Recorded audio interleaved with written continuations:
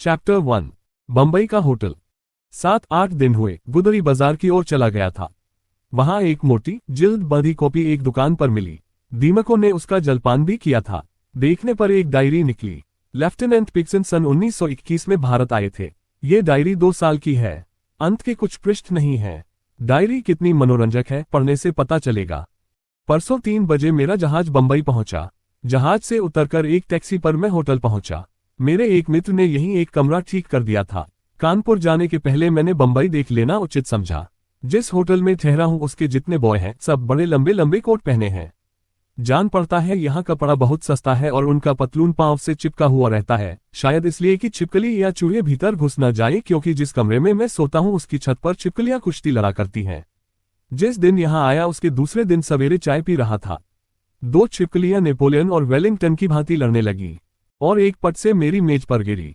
मैंने मैनेजर को उसी दम बुलाया और शिकायत की। उसने कुछ कहने के पहले मुझे बधाई दी कि चाय में नहीं गिरी और ठीक भी है।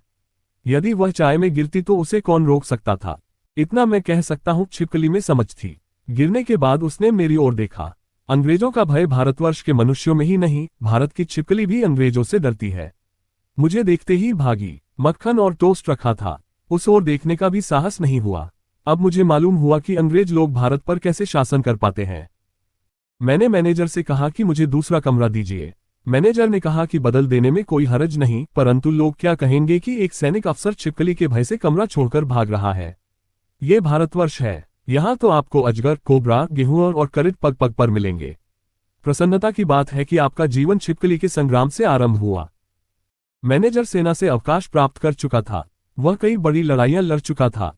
उसका भारतवर्ष में बड़ा अनुभव था, इसलिए मुझे चुप रह जाना पड़ा। मैं चाय पीकर बंबई घूमने निकला। मेरे साथ एक गाइड था। उसकी अंग्रेजी शेक्सपियर से भी अच्छी थी। मैंने लड़कपन में स्कूल में शेक्सपियर का एक नाटक पढ़ा था। उससे भी सुंदर अंग्रेजी मेरे गाइड की थी। बिना क्रिया के वाक्य बोलता था जो बहुत सुंदर लगते थे। उसने अंग्रेजों की बड़ी तारीफ की। अंग्रेजों से भारतवासी बहुत प्रसन्न है।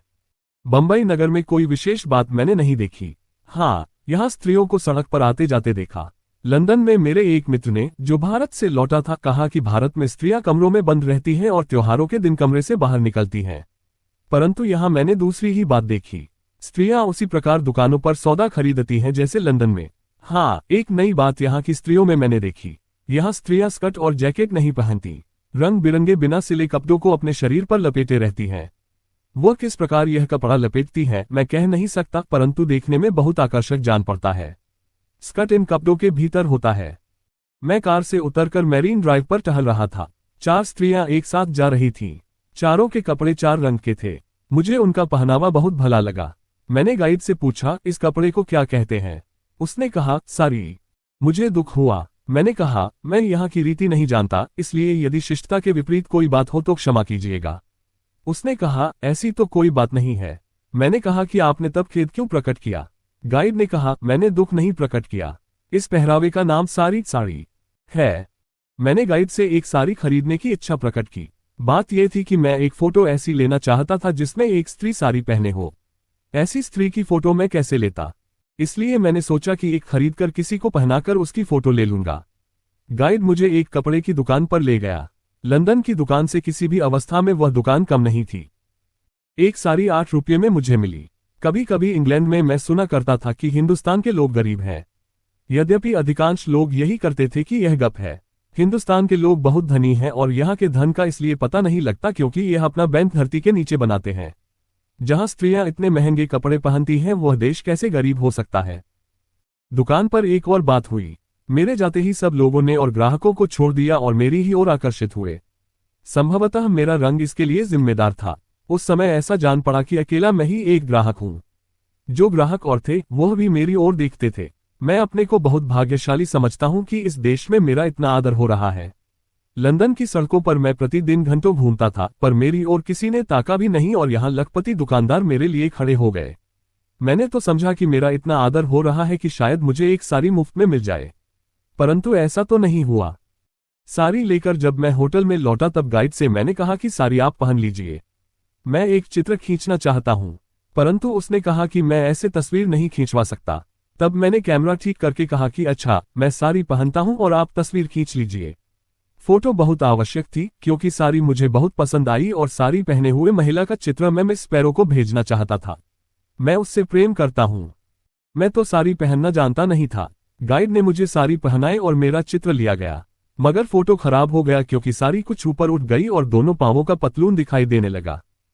चैप्टर 2। रेलगाड़ी में 3 दिनों तक बंबई रहने के बाद मैं कानपुर के लिए रवाना हुआ। बंबई में कोई विशेष बात नहीं हुई। मैं जिस गाड़ी से चला उसका नाम बंबई मेल है।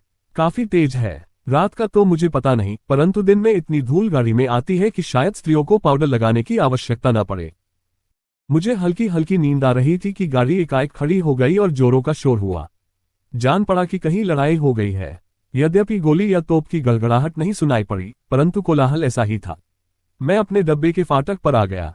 देखा कि मुसाफिर लोग इस जोर से डब्बे की ओर चले जैसे क्षय के कीटाणु कमजोर फेफड़ों पर आक्रमण करते हैं। ऐसे समय मुझे एक बात देखने में आई जिससे मेरे रोंगटे खड़े हो गए। मैंने कभी भूत पर विश्वास नहीं किया। अनेक कहानियां भूतों की पढ़ी हैं, परंतु उन्हें कभी मैंने सच नहीं समझा। सवेरे का समय, कोई 8 बज रहे होंगे। दिन काफी चढ़ चुका था। भीड़ भी स्टेशन पर बहुत थी। मैं क्या देखता हूं कि उसी भीड़ में से एक आदमी के बराबर कपड़े की मूर्ति प्लेटफॉर्म पर चल रही है। न हाथ है न पांव। भारत के संबंध में अनेक कहानियां सुन रखी थी। लंदन की सड़क पर यदि ऐसी घटना हो तो तहलका मच जाए, परंतु यहां तो किसी ने ध्यान ही नहीं दिया। संभव है कि यह भूत मुझे ही दिखाई पड़ा हो और लोग उसे न देख रहे हो। परंतु उस समय की मेरी घबराहट का कोई अनुमान नहीं कर सकता जब मैंने देखा कि भूत मेरी ही ओर आ रहा है। फिर देखता हूं कि एक आदमी भी उसके साथ आगे आगे है। उस आदमी की बहुत लंबी दाढ़ी थी। अवश्य ही वह जादूगर था और भूत को लिए टहल रहा था। परंतु उसका साहस तो देखिए कि इतनी भीड़ में दिन दहाड़े भूत को लिए घूम रहा है। देखते देखते वह जादूगर आगे आगे और भूत पीछे पीछे मेरे डब्बे के दरवाजे के आगे पहुंच गए। मेरे रोंगटे खड़े हो गए। पसीने से कमीज भीग गई। पांव के दोनों घुटने आपस में टकराने लगे। मैंने आंखें मूंद ली, मुंह गाड़ी में भीतर की ओर कर लिया और अंदर से हैंडल जोर से पकड़कर दरवाजे से सटकर खड़ा हो गया। 1 मिनट भी न बीता होगा कि बाहर से किसी ने दरवाजे पर धक्का दिया। मेरे हृदय की गति रुकने लगी। आंख खोलने का साहस न हुआ। किसी दैवी शक्ति की प्रेरणा से हैंडल को अधिक जोरों से पकड़ लिया।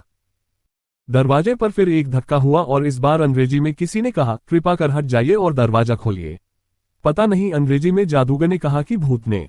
जान पड़ता है कि भारत में अंग्रेजी खूब प्रचलित है। जादूगर यदि बोला था तो उसकी भाषा बहुत शुद्ध थी। जादूगर ही था, उसे क्या कोई भी भाषा बोल सकता था। परंतु मैं दरवाजा खोलकर अपनी जान क्यों आफत में डालता। इतने में गाड़ी ने सीटी दी। मैंने सोचा जान बची, परंतु भूत और उसके साथ जादूगर जो न कर डाले। फिर आवाज आई, प्लीज, और जोर से दरवाजे पर उसने धक्का दिया और उसने कुछ कहा। पता नहीं कोई मंत्र पढ़ा अथवा भूत से कुछ बात की। उस भूत ने पटरी पर पांव रखा।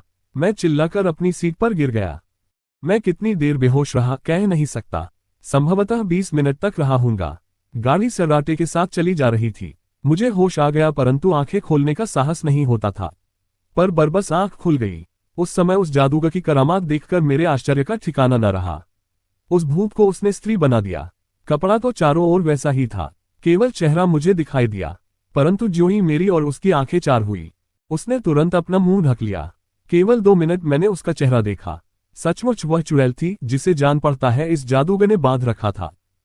मैं सोचने लगा कि यह कैसा जादूगर है, इसे क्यों लिए जा रहा है।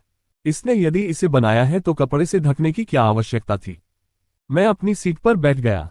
इधर उधर देखकर एक उपन्यास निकाला पर पढ़ने में जी नहीं लगा। थोड़ी देर बाद उसी ने मुझसे पूछा, आप कहाँ जाएंगे। मैंने कहा, मैं कानपुर जाऊंगा। मैं चुप रहा। मुझे पूछते भय लगता था, कहीं मुझे कुछ बना दे। सोचते सोचते मुझमें कुछ साहस आया। मेरा पिस्तौल मेरे बक्स में था, वह गार्ड के डिब्बे में था, नहीं तो कोई कठिनाई न होती। फिर भी मैंने पूछने की हिम्मत की। पूछा, आप कहाँ जाएंगे। लखनऊ। यह आपके साथ क्या है। क्या मतलब आपका। मैं कुछ घबरा सा गया। बोला, क्षमा कीजिएगा, मेरा मतलब है वह आपके साथ कौन है।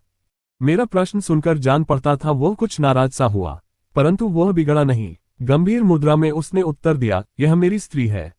मुझे सुनकर विश्वास नहीं हुआ। स्त्री है तो इस भांति चोगे में लपेटने की क्या आवश्यकता थी। मुझे जानने की बड़ी उत्सुकता हुई। मैं अधिक जानना चाहता था। मैंने उसके बारे में पूछा तो पता चला कि वह लखनऊ में सरकारी नौकर डिप्टी कलेक्टर है। मेरी बार बार इच्छा होती थी कि पूछूं, आपने अपनी स्त्री को इस प्रकार क्यों रखा। एक कारण ये हो सकता था कि उसका चेहरा सुंदर और अच्छा नहीं था और यह सरकारी नौकर अच्छे पद पर थे। लोग इनकी स्त्री को इस प्रकार देखेंगे तो इन्हें लज्जित होना पड़ेगा। चैप्टर 3 नशे की झोंक।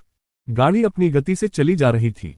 डिप्टी से धीरे धीरे बात भी आरंभ हो गई और उसी बात में पता चला कि उसके धर्म में लिखा है कि स्त्रियां इसी प्रकार कपड़ों से अपना शरीर ढककर बाहर निकला करें। ऐसे धर्म के संबंध में मुझे और जानकारी प्राप्त करने की आकांक्षा हुई और उनसे और भी बातें हुई। धीरे धीरे उनसे एक प्रकार की मित्रता भी हो गई।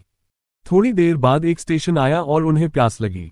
उन्होंने किसी को पुकारा और स्वयं एक पुरानी केतली लेकर पानी के लिए दरवाजे पर खड़े हो गए। एक सरकारी नौकर वेतन तो काफी पाता ही होगा, फिर भी गिलास न लेकर केतली में पानी लेना मेरी समझ में नहीं आया। संभव है ये भी उनका धर्म हो, क्योंकि मैंने सुना है हिंदुस्तान में धर्म ने विचित्र विचित्र आज्ञाएं दे रखी हैं। परंतु इससे भी आश्चर्य की बात ये जान पड़ी कि इस देश में पानी दो प्रकार का होता है। कोई ऐसा देश नहीं जहां पानी दो तरह का हो। मैंने अभी दोनों को देखा नहीं था। मुझे ऐसा पता चला कि गाड़ी छूट चली, परंतु वह खाली केतली लिए लौटे। मैंने पूछा तो उन्होंने कहा कि वह हिंदू का पानी था। मैं मुसलमानी पानी पीता हूं।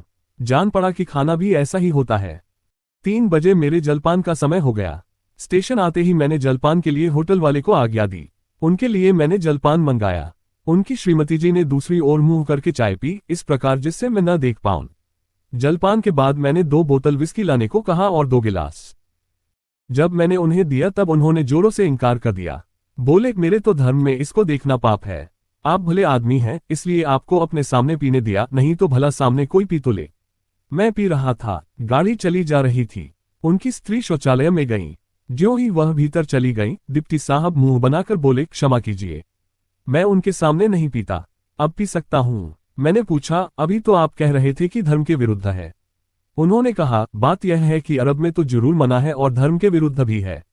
स्त्रियों के सामने पीना जरा ठीक नहीं। स्त्रियां डर जाती हैं। बात यह है कि हमारे यहाँ कहा गया है कि शराब में शैतान रहता है, इसलिए स्त्रियां यदि पिए या देख ले तो उनके ऊपर बुरा असर पड़ता है। हम लोग स्वतंत्र आदमी हैं, इसलिए शैतान का कोई प्रभाव हमारे ऊपर पड़ नहीं सकता। मैंने दूसरे गिलास में उनरेल कर उन्हें दिया। उन्होंने जैसे ही मुंह लगाया, शौचालय के खुलने की आवाज आई।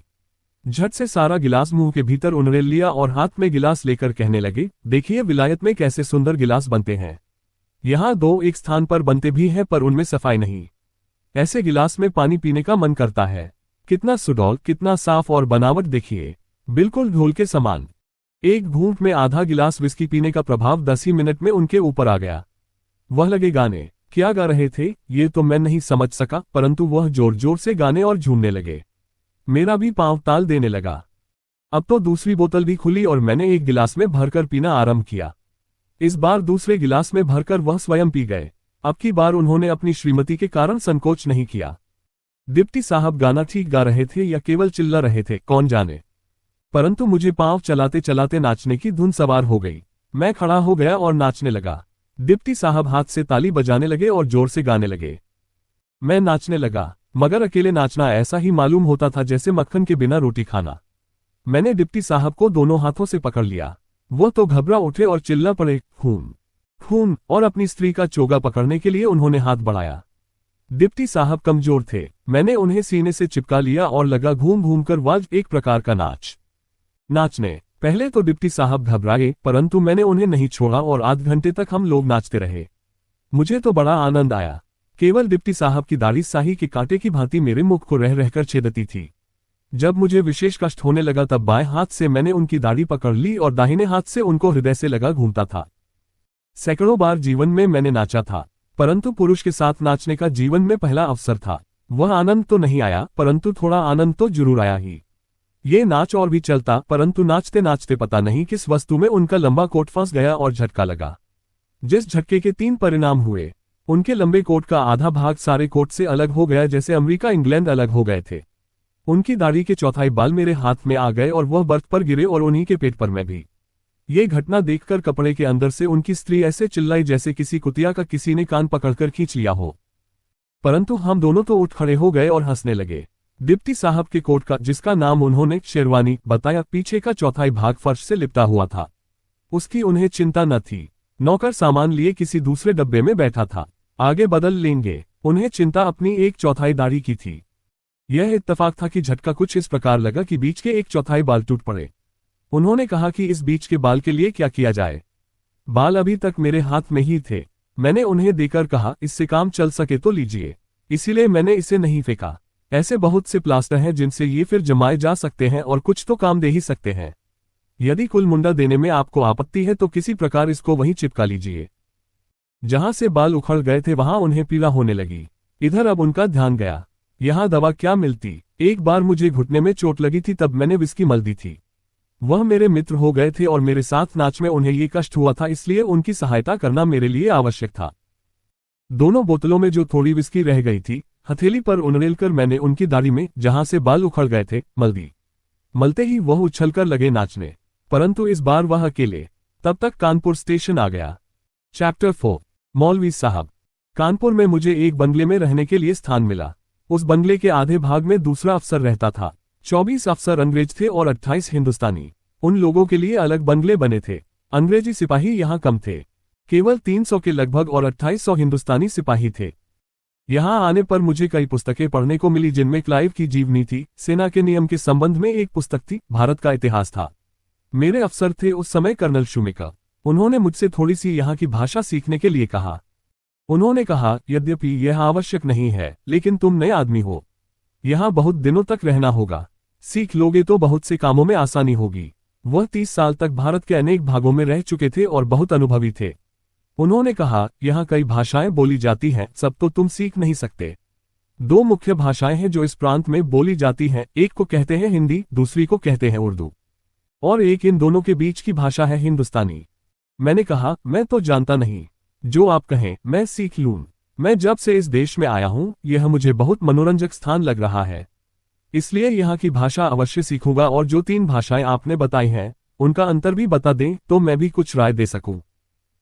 कर्नल साहब थोड़ी देर तक आंख मूंद कर कुछ सोचते रहे, फिर बोले, मैं तुम्हें समझा दूं, उर्दू भाषा महिलाओं की अलके हैं। जैसे यह बड़े नाज से पाली जाती हैं, बढ़िया बढ़िया तेल और सेंट लगते हैं, कपोलों पर झूलती है और आगे नहीं पीछे की ओर इन्हें खींचते हैं, वैसी ही उर्दू भाषा है। टेढ़ी मेढ़ी लिखी जाती है, बड़े नाज से दरबारों में इसकी कदर होती है, श्रृंगार से इसका साहित्य ओतप्रोत है। और हिंदी पुरुषों की दाढ़ी है, सीधे उगती है, मुनरते चलिए परंतु बढ़ती जाएगी। मैंने पूछा, मेरी समझ में कुछ ठीक तो नहीं आया, ये हिंदुस्तानी क्या है? उन्होंने कहा, ये हिंदी पर उर्दू की कलम लगाई गई है, जो अभी उगी नहीं है, अंकुरित हुई है। मैंने पूछा, तो आपकी क्या राय है, मैं कौन सी भाषा आरंभ करूं और कौन पढ़ाएगा? कर्नल साहब ने कहा, तुम उर्दू सीखो, यहाँ जो और अफसरों को पढ़ाता है वही तुम्हें भी पढ़ा देगा। सप्ताह में 3 दिन के लिए 25 रुपये मासिक पर पढ़ाने के लिए कर्नल साहब ने अध्यापक ठीक कर दिया। कर्नल साहब ने मुझे ये भी बता दिया कि यहाँ पर अध्यापकों को किस भांति सलाम किया जाता है, कैसे उनका आदर किया जाता है। उन्होंने कहा कि उन्हें मौलवी साहब कहा जाता है। मैं कानपुर के संबंध में कुछ लिखना चाहता था, किंतु पहले दिन जो मौलवी साहब से बातचीत हुई वह मनोरंजक है, इसलिए उसे पहले लिख डालता हूं। सोमवार का दिन था, संध्या समय मौलवी साहब आए। मैं हॉकी मैच खेलकर लौटा था और सोडा बर्फ पी रहा था। मौलवी साहब बहुत लंबा कोट, वही रेल के डिप्टी साहब की भांति पहने हुए थे। दाढ़ी भी वैसी ही थी। जान पड़ता है कि कोट जितना लंबा होता है, उसी के अनुपात में दाढ़ी भी लंबी रखनी पड़ती है। दाढ़ी का रंग लाल था, जैसे कनस्तर पर लगा हुआ मोर्चा। वह जब आए तब मुंह में कुछ चबा रहे थे, जिससे उनके दांत, जीभ और होंठ लाल हो रहे थे। उनका पतलून विचित्र ढंग का था, जो उनके पतले पांव के बाहर झूल रहा था। पांव में मोजे नहीं थे और जूता न पंप था, न ऑक्सफोर्ड। विचित्र ढंग का था। टोपी लंबी और लाल थी और टोपी के ऊपर एक काली पूंछ भी थी। उन्हें देखते ही मैं खड़ा हो गया और कर्नल साहब की बात भूल गया और कह बैठा, मौलवी साहब गुड इवनिंग, पर उन्होंने बुरा नहीं माना। मुस्कुराते हुए बैठ गए और जेब से एक पुलिंदा निकाला। मौलवी साहब अंग्रेजी जानते थे। उन्होंने उस पुलिंदे में से सर्टिफिकेट दिखाना आरंभ किया, फिर लगे अपनी आत्मकथा कहने। उन्होंने कहा, मैं खास शाहजहां के घराने का हूं। यदि थोड़ा झगड़ा न होता तो शाह आलम के स्थान पर मेरे नाना के ससुर के साढ़ू के दादा ही भारत के सम्राट होते और आज मैं इस देश का शासक होता। मैंने सैकड़ों कमांडर इन चीफों को पढ़ाया, जनरलों और कप्तानों की तो गिनती नहीं। जो और मौलवी साल भर में पढ़ाते हैं, मैं 1 सप्ताह में पढ़ा देता हूं। बड़े लाट यदि मेरे सब सर्टिफिकेट देख ले तो फिर छोड़े नहीं। इसी डर से मैंने उन्हें दिखाया नहीं, उनसे मिलता भी नहीं। पहासू के नवाब मुझे दिखते हैं तो घंटों खड़े रहते हैं। मैंने कई बार कहा कि आप ऐसा न करें, पांव दुखने लगेंगे, किंतु उन्होंने नहीं माना। मैंने पूछा, आप पढ़ाई कब से आरंभ करेंगे? आप ऐसे योग्य अध्यापक से तो मैं बहुत उर्दू सीख लूंगा। मौलवी साहब ने कहा, पढ़ाने की बात क्या है, लोग पढ़ते नहीं। 3-4 महीने पढ़कर छोड़ देते हैं। आप 1 साल पढ़ लें, फिर देखें। लोग समझ नहीं सकेंगे कि आप विलायत के रहने वाले हैं। यही समझेंगे कि आप ईरान से आए हैं। मैंने कहा, कोई किताब?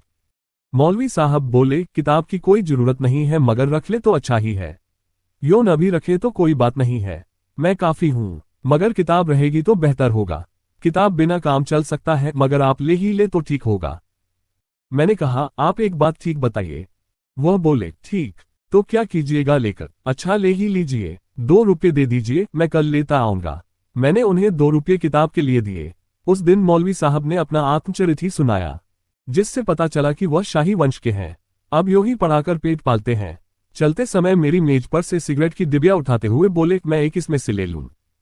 मैंने कहा, आप सब ले जाइए। इस पर वह बहुत प्रसन्न हुए और मेरी बड़ी प्रशंसा की। चैप्टर 5, बाजार की सैर। मौलवी साहब मुझे पढ़ाने आने लगे। उन्होंने कैसे कैसे पढ़ाया, मैं आगे लिखूंगा। आज जो विशेष बात हुई उसके संबंध में लिख देना आवश्यक समझता हूं। सवेरे परेड के पश्चात मैंने कर्नल साहब से कहा कि मैं नगर देखना चाहता हूं। उन्होंने कहा कि सेना के लोगों को यो नगर में जाने की आज्ञा नहीं है। मैंने पूछा, इसका कोई कारण है? कर्नल साहब ने कहा, यहाँ नगरों में देखने योग्य कुछ होता नहीं। यहाँ के नगर तो निर्धन है ही, बहुत खराब भी हैं। यहाँ के नगरों के नाम से ही पता चलता है कि उनमें कितनी निर्धनता है। देखा, कानपुर, मिर्जापुर, गाजीपुर, लायलपुर, फतेहपुर, हमीरपुर, फिरोजपुर, ये सब नगर बहुत गरीब हैं और कुछ नगर इतने हीन हैं कि उनके नाम भी वैसे ही रख दिए गए हैं जिनसे लोग जान ले कि यह खराब है, जैसे इलाहाबाद, जलालाबाद, सिकंदराबाद, हैदराबाद इत्यादि। इसलिए इन नगरों में देखने योग्य है ही क्या। कानपुर में एक ही वस्तु देखने योग्य है, वह है मेमोरियल वेल। मैंने पूछा, यह क्या है, किसकी स्मृति में है? कर्नल साहब ने कहा, वह हमारे त्याग, बलिदान, महत्ता, वीरता और विशालता का प्रतीक है। उससे मालूम होता है कि हम लोग संसार पर शासन करने योग्य हैं। मैंने कहा, क्या वहां कोई युद्ध हुआ था? कर्नल साहब ने कहा, नहीं, उसमें बहुत से अंग्रेज काटकर फेंक दिए गए थे। मैंने पूछा, क्यों? कर्नल ने कहा, बहुत से हिंदुस्तानी अंग्रेजी राज्य के विरोध में लड़ने को तैयार हो गए थे, उन्हीं का ये काम था। मैंने कहा, लड़ाई में तो ये होता ही है कि फिर उसे एक मेमोरियल का स्वरूप देने की क्या आवश्यकता थी? कर्नल ने कुछ अप्रसन्नता से कहा, ऐसे विचारों को प्रकट करने से तुम निकाल दिए जाओगे। हम लोग भारत में शासन करने आए हैं। किसी प्रकार का उदार विचार प्रकट करने से भारतवासी उद्दंड हो जाएंगे। फिर हम यहाँ शासन नहीं कर पाएंगे और भारत में हमारा शासन नहीं होगा तो ये सेना नहीं रहेगी। फिर हम तुम कहाँ रहेंगे? इसलिए इतनी बातें याद रखना, भारतवासियों से कभी मिलना जुलना मत, किसी प्रकार का उदार विचार प्रकट मत करना। मुझे यह बातें अच्छी नहीं लगी, परंतु मैं अपने अफसर के विरुद्ध कुछ कहना नहीं चाहता था। मैंने तो भारत के बारे में सभी कुछ जानने का निश्चय किया था। फिर भी मैंने इस पर विवाद उठाना ठीक नहीं समझा। अच्छा, मेमोरियल देख आऊं, फिर उधर से सिनेमा देखता आऊंगा। आज पहले पहल नगर देखने का अवसर मिला। पहले सीधे मेमोरियल कुएं की ओर गया। कुआं तो दिखाई नहीं दिया। एक वस्तु घिरी हुई और बंद दिखाई दी और उस पर सारी घटना लिखी हुई थी। मेरी समझ में नहीं आया कि इसकी क्या आवश्यकता थी। समुद्र में इतने जहाज डूब गए, वहां कोई मेमोरियल क्यों नहीं बना? मैं इतिहास के बारे में कुछ नहीं जानता, इसलिए इस कुएं वाली घटना पर कुछ नहीं लिख सकता। पर कोई विशेष मनोरंजन यहाँ नहीं हुआ। तांगे वाले से मैंने शहर में चलने के लिए कहा। कानपुर निर्धन नगर नहीं है। मुझे गलत बताया गया कि यहाँ धन नहीं है। एक बात अवश्य यहाँ देखने में आई, एक सड़क पर मैंने देखा कि यहाँ मोची बहुत है और चमड़े की दुकानें चारों ओर हैं। मुझे यदि नामकरण करना होता तो इस नगर का नाम कानपुर न रखकर मोचिंगा रखता। पता नहीं यहाँ के सभी नगरों में इतने मोची हैं या नहीं। कम से कम बंबई में मुझे इतने मोची नहीं मिले। मौलवी साहब से पूछूंगा कि इतने मोची कानपुर में ही क्यों एकत्र कर दिए गए हैं। यूं ही कौतूहलवश एक दुकान के भीतर मैं चला गया कि देखो किस प्रकार का सामान ये लोग बनाते हैं। वहां कुछ तो सूटकेस इत्यादि थे। इनमें कोई विचित्रता नहीं थी। कुछ जूते बिल्कुल विलायती जूतों की भांति थे। बड़ी अच्छी नकल इन लोगों ने कर रखी थी। कुछ रोमन और पुरानी चप्पलें भी थीं। इनके अतिरिक्त कुछ और जूते थे जो ठीक भारतीय जूते कहे जा सकते हैं। इनमें कुछ ऐसे थे जो ऊपर बढ़िया मखमल के बने थे, जिन पर बड़ी सुंदरता से रेशम अथवा सोने का काम किया हुआ था। इन जूतों में फीते न थे, न बांधने का तस्मा था। जान पड़ता है पंप जूतों को देखकर उनका भारतीयकरण किया गया है। सबसे अच्छी बात इनमें यह है कि यदि झगड़ा हो तो आसानी से यह उतारे जा सकते हैं। फीता खोलने की देर नहीं लग सकती। हल्के भी होते हैं जिससे स्त्रियां और बालिकाएं भी इसे सुगमता से चला सकती हैं। एक बात और, इतने भारी भी यह नहीं होते कि चोट अधिक लग सके। इसलिए यदि आवश्यकता पड़े तो ये काम भी इससे लिया जा सकता है और विशेष कष्ट भी इससे नहीं होगा। विलायत में ऐसे जूतों की बहुत आवश्यकता है। पार्लियामेंट में विवाद के अवसर पर जब कभी मारपीट हो जाती है तब पहले तो जल्दी जूते खुलते नहीं और यदि खुलकर कहीं बैठ जाते हैं तो मरहम पट्टी की आवश्यकता पड़ती है। घरेलू झगड़ों में कभी कभी चोट चपेट के कारण अदालत तक जाना पड़ता है। ऐसे ही जूते वहां रहें तो कितनी ही समस्याएं सुगमता से सुलझ जाएं। मैंने अपने नाप का एक जोड़ा तो खरीद लिया और एक जोड़ा और सुंदर देखकर विलायत भेजने के लिए ले लिया। वहां मेरी मित्र मिस बुलेट को बहुत पसंद आएगा। संध्या हो चली थी, इसलिए मैंने तांगे वाले से एक अच्छे सिनेमाघर में ले जाने के लिए कहा। उसने मुझे एक विशाल भवन के सामने लाकर तांगा खड़ा कर दिया। तांगे वाले ने कहा 5 रुपीज। मुझसे लोगों ने यहां बताया था कि हिंदुस्तानी लोग प्रत्येक चीज का दाम दूना मांगते हैं, इसलिए मैंने 2.5 रुपये उसके हवाले किए और 2.5 रुपये का एक टिकट खरीदा और सिनेमा हॉल के भीतर प्रवेश किया। चैप्टर 6 सिनेमा में। सिनेमा घर के भीतर प्रवेश करने पर मैं क्या देखता हूं कि एक भी सफेद रंग वाला वहां नहीं है और दूसरी बात जो देखी उससे पता चलता था कि संभवतः चुप रहने पर दफा 144 लगी हुई है। जितने पुरुष हैं वह बात कर रहे हैं, जितनी महिलाएं हैं वह बहस कर रही हैं, और जितने बच्चे हैं वह रो रहे हैं और जितने लड़के हैं वह लड़ रहे हैं। चाय, सोडा, मूंगफली बेचने वाले पैरों पर से चढ़ते हुए और जोर जोर से चिल्लाते हुए चल रहे थे। 6:30 का समय आरंभ होने का था और 7 बज रहे थे। पहले मैंने समझा था कि अंग्रेजी सिनेमाघर होगा और कोई अंग्रेजी खेल होगा, किंतु तांगे वाले ने जहां मुझे पहुंचा दिया था वह हिंदुस्तानी सिनेमाघर था। हैंडबिल में अंग्रेजी में छपा था खेल का नाम तूफान। अभिनेताओं को तो मैं जानता नहीं था। चुपचाप बैठा, सोचा कोई भला आदमी पास में बैठेगा तो उससे कुछ पूछूंगा।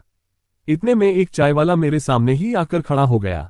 बोला, साहब चाय। उसके कुर्ते में एक ही आस्तीन थी, सामने का बटन कब से नहीं था कह नहीं सकता, और माथे पर से पसीने की बूंदें उसके कण के समान झलक रही थी।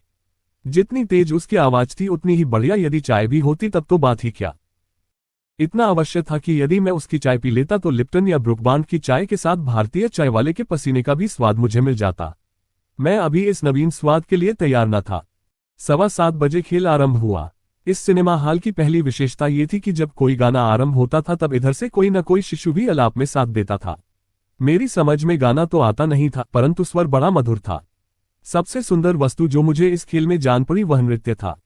कभी कभी नर्तकियां ऐसी सफाई से घूमती थीं जैसे उनकी कमरों में कमानी लगी हो और मशीन द्वारा घूम रही हो। इन नर्तकियों के कपड़े तो ऐसे मूल्यवान थे कि संभवतः विलायत की महारानी को सपनों में भी कभी दिखाई न दिए होंगे। मेरी समझ में खेल तो बहुत कम आया। यहाँ भारत में एक विचित्रता देखने में आई। खेल में एक दृश्य था कि एक आदमी बहुत सख्त बीमार था। डॉक्टर आया, देखकर उसने कुछ चिंता सी प्रकट की। उसके चले जाने के पश्चात इसकी स्त्री अथवा प्रेमिका जो भी रही हो गाने लगी। पता नहीं, शायद डॉक्टर ने उसे गाने के लिए कहा था, शायद वह रोग गाने से ही अच्छा होता हो। भारत रहस्यपूर्ण देश है। इन्हीं बातों से पता चलता है कि इस खेल में 1 घंटे संवाद हुआ होगा तो 1 घंटे संगीत हुआ होगा। संगीत की कला कैसी थी मैं कह नहीं सकता। स्वर मधुर अवश्य थे। एक दृश्य में एक व्यक्ति घोड़े पर सवार था। वह हिंदुस्तानी धोती पहने था। शायद यहाँ घोड़े पर सवार होने के समय ब्रीचेज नहीं पहनी जाती और घोड़े के दौड़ने के समय उसकी धोती खिसककर धीरे धीरे कमर की ओर चली जा रही थी। खेल की कथा के संबंध में मैं जानना चाहता था, इसलिए मैंने साहस करके बगल में बैठे एक सज्जन से कहा कि मैं यहाँ की भाषा नहीं जानता, मैं जानना चाहता हूँ कि कथा क्या है। उन्होंने बड़ी शालीनता से कथा का सारांश बताया। उस कथा के सहारे खेल समझने की चेष्टा करता रहा। यदि यह वास्तविक जीवन का चित्र है और साधारणतया लोगों का जीवन ऐसा ही होता है जैसा खेल में दिखाया गया है तो यही मानना पड़ेगा कि इस देश के माता पिता बहुत ही क्रूर होते हैं। वह कभी अपने पुत्र तथा पुत्री को अपने मन के अनुसार विवाह नहीं करने देना चाहते। पसंद वह स्वयं करते हैं और उनकी राय नहीं लेते। यदि हर घर में ऐसा होता है तब हर घर में सदा दुखांतपूर्ण नाटक होता है। फिर आश्चर्य इस बात का है, इतने विवाह हो कैसे जाते हैं। यदि प्रत्येक पुत्र व पुत्री पिता से विद्रोह करती है जैसा कि नाटक में दिखाया गया तो घरों में शांति कैसे रहती है। और यदि ये केवल कल्पना थी तब तो लेखक ने भारत के प्रति अन्याय किया। परंतु मैं इस विषय पर राय देने का अधिकारी नहीं हूं, क्योंकि सारा खेल मैं कल्पना के सहारे समझने की चेष्टा करता रहा। जिस कुर्सी पर मैं बैठा था उसमें खटमलों का एक उपनिवेश था। सब कुर्सियों में था या नहीं मैं कह नहीं सकता। यदि सब कुर्सियों में था तो यहाँ के सिनेमा देखने वालों के संतोष की प्रशंसा करना आवश्यक है। मैं कह नहीं सकता कि यह पाले गए हैं कि अपने से कुर्सियों में आकर बस गए हैं। यह मैंने सुना है कि भारतवासी लोग कीट पतंग पशु पक्षी के प्रति बड़ा स्नेह रखते हैं। ऐसी अवस्था में यदि यह पाले गए हों तो आश्चर्य नहीं। जब बीच में अवकाश हुआ तो मैं बाहर निकल आया। देखता क्या हूं कि धीरे धीरे मेरे चारों ओर लोग एकत्र हो रहे हैं। मैं समझ न पाया कि बात क्या है। अपने कपड़ों की ओर मैंने देखा कि कोई विचित्रता तो नहीं है। किसी ने मुझसे कुछ कहा भी नहीं। मैंने यूं ही प्रश्न कर दिया, क्या चाहिए? कुछ लोग खिसक गए और दूसरे लोग अब कुछ दूर खड़े हो गए। वह मुझे एकटक देख रहे थे। यहाँ के लोगों ने संभवतः गोरे सैनिकों को नहीं देखा था, इसलिए बड़ी उत्सुकता से वह मुझे देख रहे थे। मुझे शरारत सूझी तो मैंने जोर से हूँ कर दिया। उसी आवाज से सब लोगों ने भागना आरंभ कर दिया। मुझे बड़ी हंसी आई और जोर जोर से हंसने लगा। मेरी हंसी शायद बहुत पसंद आई, इसलिए लोगों ने तालियां पीटी जैसे किसी व्याख्यान में बहुत सुंदर बात कही गई हो। फिर घंटी बजी, परंतु मेरा मन खेल में लग नहीं रहा था, इसलिए बैठक में चला आया। चैप्टर 6 बाइसिकल और बेयरा। मैं अब साधारण हिंदुस्तानी समझ लेता हूं और छोटे छोटे वाक्य बोल भी लेता हूं। हिंदुस्तानी सीख लेने से एक लाभ ये हो गया कि नौकरों से काम लेना तो सरल हो गया। एक और बात है, मैं पहले नहीं जानता था कि यहाँ नौकरों को गाली देना आवश्यक है। परसों मैंने बेयरा को मैसर्स लूटर्स एंड को के यहाँ कुछ सामान के लिए भेजा। वह 3 घंटे के बाद लौटा। मैंने पूछा, इस समय क्यों आए? उसने कहा, देर हो गई। मैंने पूछा, क्यों देर हो गई? वह बोला, बाइसिकल टूट गई। मैंने पूछा, बाइसिकल कैसे टूट गई? वह बोला, साहब, एक साहब मोटर चलाते थे, उन्होंने जानबूझकर मेरी बाइसिकल से लड़ा दी। मैंने बहुत हटाने की चेष्टा की, परंतु जिस ओर मैं साइकिल ले जाता था उसी ओर वह मोटर लाते थे। मैंने समझा इनका मतलब यह है कि मैं चाहे जहां भी जाऊं, मुझे दबाने के लिए इन्होंने कसम खा ली है। इसलिए मैंने साइकिल छोड़ दी और अपनी जान बचा ली। साइकिल तो हुजूर बन सकती है या नहीं आ सकती है। मैं मर जाता तो आपकी खिदमत कौन करता? बस यही लालच था कि आपकी खिदमत कुछ दिन और करूं, नहीं तो जिंदगी से कोई और लगाव नहीं है। खुदा हुजूर को सलामत रखे, मैं बाल बाल बच गया। साइकिल तो जरा सी टूट गई। मैंने पूछा, क्या टूटा है? बोला, जरा सा पहिया टूट गया है। देखूं, वह 2 पहिए उठा लाया, या ये कहना चाहिए कि वह वस्तुतः वह उठा लाया जो पहले पहिए थे। उसमें एक इस समय षटकोण के रूप में था और दूसरा मानो गोरख धंधे को कोई खेल हो। मैंने पूछा, यह जरा सा टूटा है? वह बोला, हुजूर, मैंने ऐसी बाइसिकल देखी है जो मोटर से दबकर बिल्कुल चकनाचूर हो गई है, जिसकी एक एक तीली 100 सुई के टुकड़ों में बदल गई है। और हुजूर देखिए, आपके लिए जो बोतलें ला रहा था वह सब सही सलामत हैं।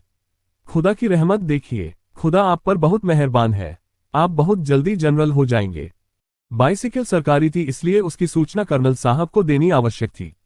मैंने जाकर कर्नल साहब को सब हाल बताया। उन्होंने पूछा कि तुमने क्या किया? मैं बोला, मैं क्या करता, मैं तो बाइसिकल बनाना नहीं जानता। कर्नल ने कहा, यह नहीं, बेयरा को क्या किया? मैं तो जानता नहीं था कि क्या करना होता है। कर्नल ने कहा, देखो, यदि तुम्हें यहां अपनी जान नहीं देनी है तो 2 बातें याद रखो। नौकरों को जब कुछ कहो तो गालियां देकर, और वह कुछ गलती करे तो 10-20 गालियां दो, और अगर उससे भी बड़ी गलती करे तो ठोकर लगानी चाहिए, 1, 2 या 3, उस समय जितनी तुम में शक्ति हो उसके अनुसार। मैंने कहा, मुझे तो गालियां आती नहीं, आप बताइए तो जरा, मैं नोट कर लूं। और मैंने पेंसिल और नोटबुक संभाली। कर्नल शूमेकर ने कहा, हाँ, इसका जानना बहुत आवश्यक है। लिख लो, देखो, आरंभ करो पाजी से, फिर कहो गधा, फिर सुआ, और फिर सुआ का बच्चा। इसके बीच बीच डैम, ब्लडी इत्यादि कहने से रोब और बढ़ जाएगा। और भी गालियां हैं, मगर वह लेफ्टिनेंट के लिए नहीं है, उन्हें कप्तान और कर्नल ही दे सकते हैं। मैंने 2 दिनों में उन गालियों को याद कर लिया। मैंने इन्हें रट लिया। चैप्टर 7 जूते का उपहार। हमारे कर्नल साहब अपनी स्त्री को बहुत मानते थे। उनके कहने पर बड़े से बड़ा त्याग करने के लिए वह तैयार हो जाते। यहां तक कि यदि वह कह देती तो वह नौकरों को गाली देना भी बंद कर देते। क्लब के एक सदस्य ने मुझे बताया कि एक बार उनके कह देने से एक रात उन्होंने एक ही बोतल विस्की पी थी। उस घटना को इस पलटन में लोग ऐतिहासिक घटना मानते हैं। आज उनकी स्त्री की सालगिरह थी। मुझे भी कुछ भेजना ही होगा, और विशेषतः इसलिए कि आज कर्नल साहब ने सभी अफसरों को भोजन के लिए आमंत्रित भी किया था। मैं सोचने लगा, क्या उपहार भेजूं। मुझे पता भी नहीं था कि उनकी रुचि कैसी है। उन्हें देखा तो कई बार था, परंतु इस निष्कर्ष पर न पहुंच सका कि कौन सी चीज उन्हें पसंद आएगी। बहुत देर तक सोचने पर मैंने निश्चय किया, क्यों न एक जोड़ा जूता कानपुर का, जैसा मैंने दुकान पर देखा था, भेजूं। मैं उसी दुकान पर गया और एक जोड़ा जूता लगभग उन्हीं के नाप का, जिस पर सोने के बेल बूटे बने हुए थे, खरीद लाया और अपने बेरा के हाथों अपने नाम का कार्ड लगाकर भेज दिया। संध्या को जब मैं भोजन के लिए पहुंचा, और भी कितने ही अफसर पहुंच गए थे, ज्यों ही मैं पहुंचा श्रीमती शूमेकर ने बड़े तपाक से मेरा स्वागत किया। उठकर मेरे निकट चली आई। 5 मिनट तक मेरा हाथ हिलाती रही और धन्यवाद की झड़ी लगाती हुई बोली, बेटा। वह सब युवक अफसरों को बेटा कहकर पुकारती थी। मैं 27 सालों से भारतवर्ष में हूं। किसी ने ऐसी सुंदर कलापूर्ण वस्तु मुझे उपहार में न दी। आध घंटे तक तो मैंने इसे छाती से लगाए रखा। यदि ये 30 साल पहले मिला होता तो इसी को विवाह के अवसर पर पहनती।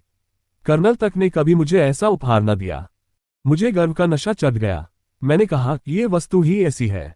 शाहजहां की विख्यात बेगम मुमताज महल ने जो जूते पहने थे उसी का चित्र अवध के बहुत बड़े ताल्लुकेदार राजा बिडालेश्वर सिंह के यहाँ था। उसी को दिखाकर मैंने बनवाया।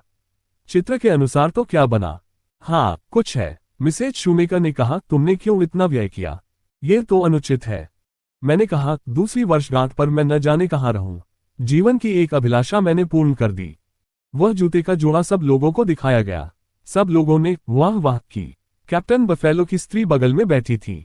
उन्होंने कहा कि मुझे तो सपने में भी यह ख्याल नहीं था कि हिंदुस्तान में ऐसी कारीगरी होती होगी। मैं जब यहाँ आई तब समझती थी कि यहाँ काठ के जूते पहने जाते हैं।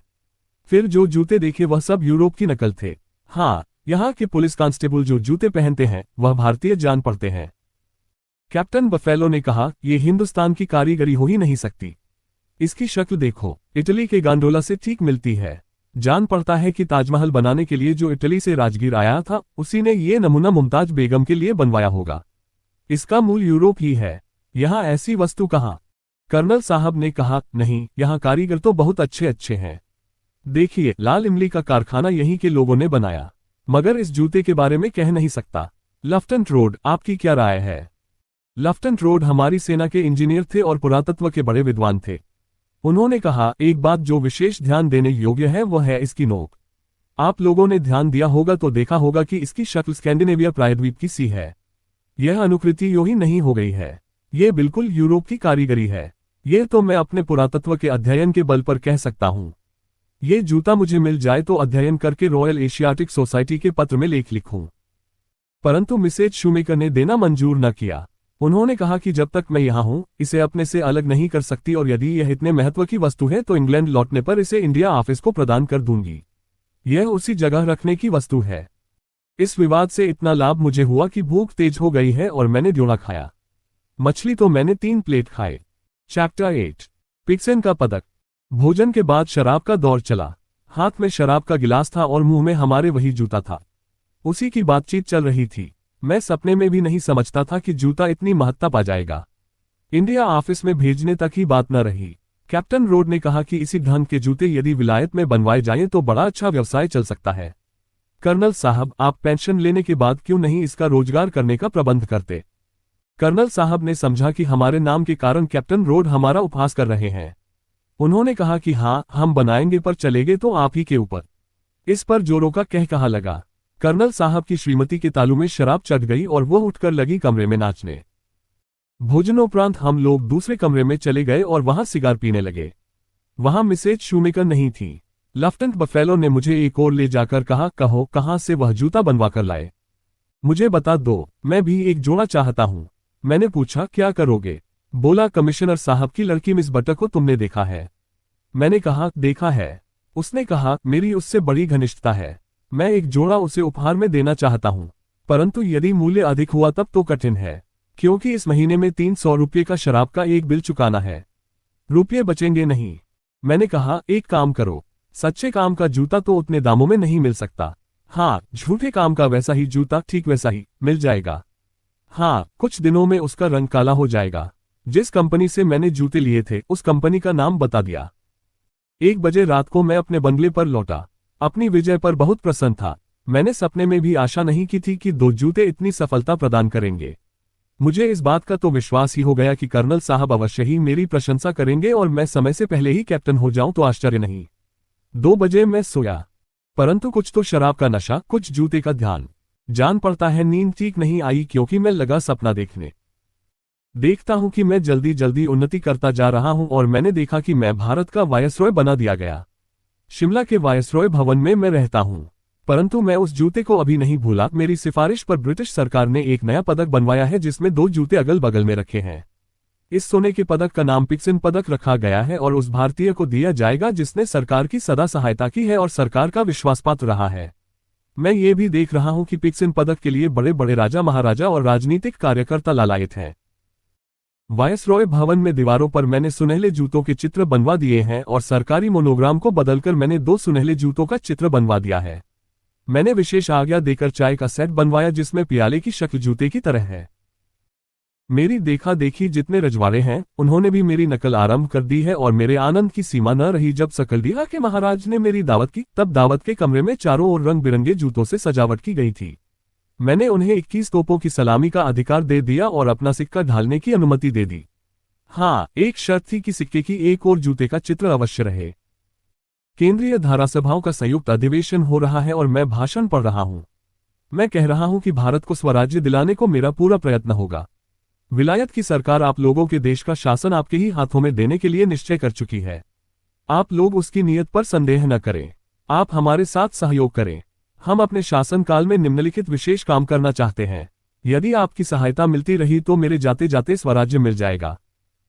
पहली बात तो यह है कि जूते के व्यवसाय को जितना प्रोत्साहन मिलना चाहिए नहीं मिल रहा है। स्वराज्य प्राप्ति में कितनी बड़ी बाधा है। भारतीय जूते या तो देशी हैं जो आज भी वैसे ही बनते हैं जैसे मेगास्थनीज ने वर्णन किया है, या विलायत की नकल है। नकल से स्वराज्य नहीं मिलता, आप जानते हैं। यद्यपि भारतीय कला बहुत ऊंचे स्तर पर पहुंच गई है और अब उसमें सुधार के लिए कम स्थान है, फिर भी यदि स्वराज्य लेना है तो भारतीय जूतों में उन्नति करनी ही होगी। उसी पर आपका भविष्य निर्भर है। गांव-गांव में, नगर-नगर में, प्रत्येक पाठशाला में, कॉलेज में, विश्वविद्यालय में इसकी शिक्षा आवश्यक है और इसकी उन्नति अपेक्षित है। आप मेरे इस संदेश को देश के कोने कोने में पहुंचाने की दया करें।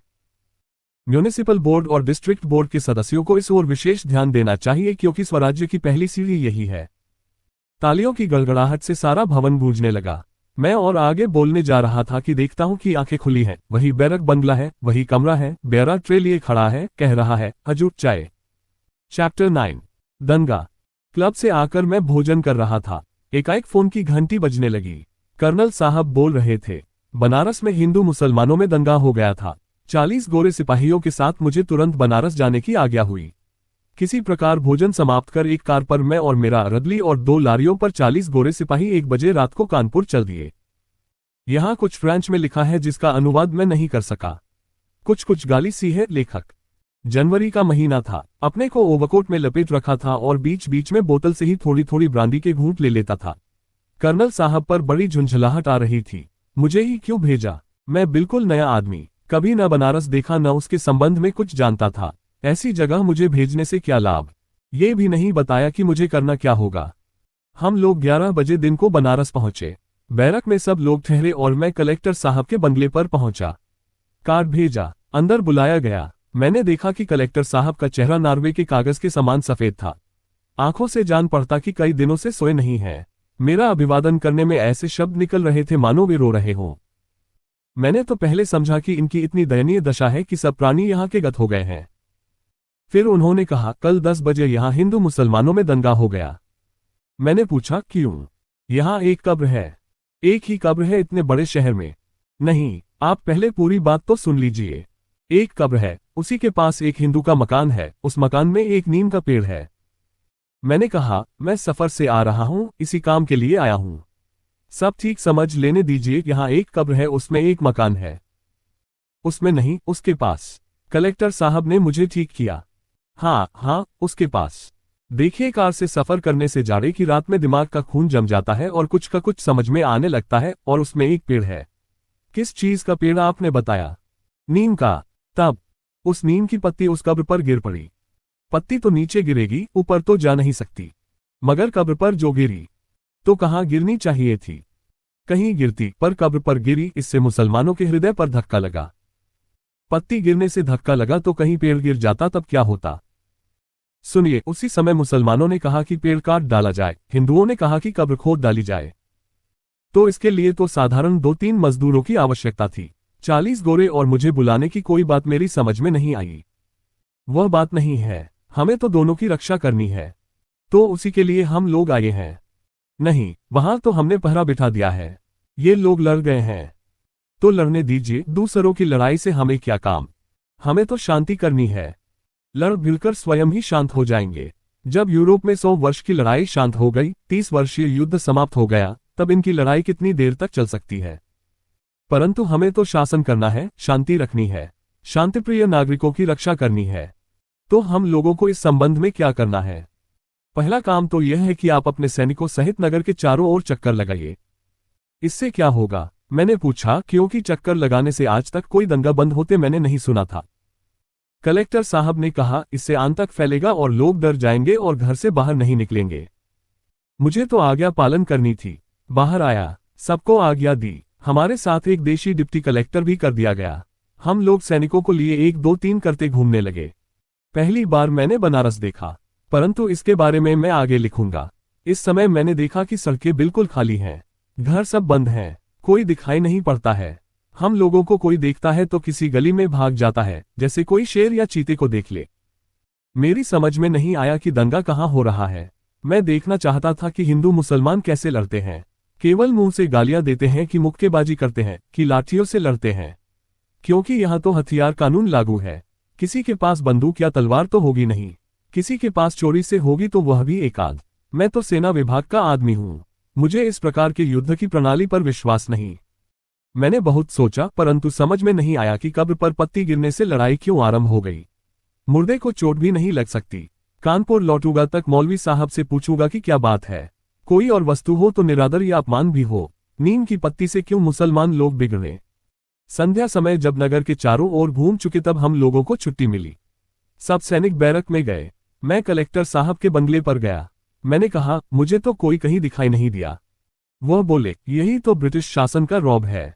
हिंदुस्तानी लोग हम लोगों से बहुत डरते हैं। बैरक से लौट आया और सोचने लगा कि भारतवासी क्यों अंग्रेजों से डरते हैं। काली चीज देखकर भय लगता है। हम लोग भारतवासियों से डरे तो स्वाभाविक है, परंतु सफेद चीज से डर लगना, हम लोगों का भारतवासियों से डरना एक बात थी। मैं सोचने लगा कि सचमुच बात क्या है जिससे हम लोगों से हिंदुस्तान वाले डरते हैं। वीर तो ये लोग बड़े होते हैं। यहाँ के सैनिकों की वीरता की धाक यूरोप में जम चुकी है। बुद्धि में भी यहाँ के लोग किसी प्रकार कम नहीं, क्योंकि बहुधा हिंदुस्तानियों के नाम सुनता हूँ जिनके ज्ञान विज्ञान की प्रशंसा यूरोप के विद्वान भी करते हैं।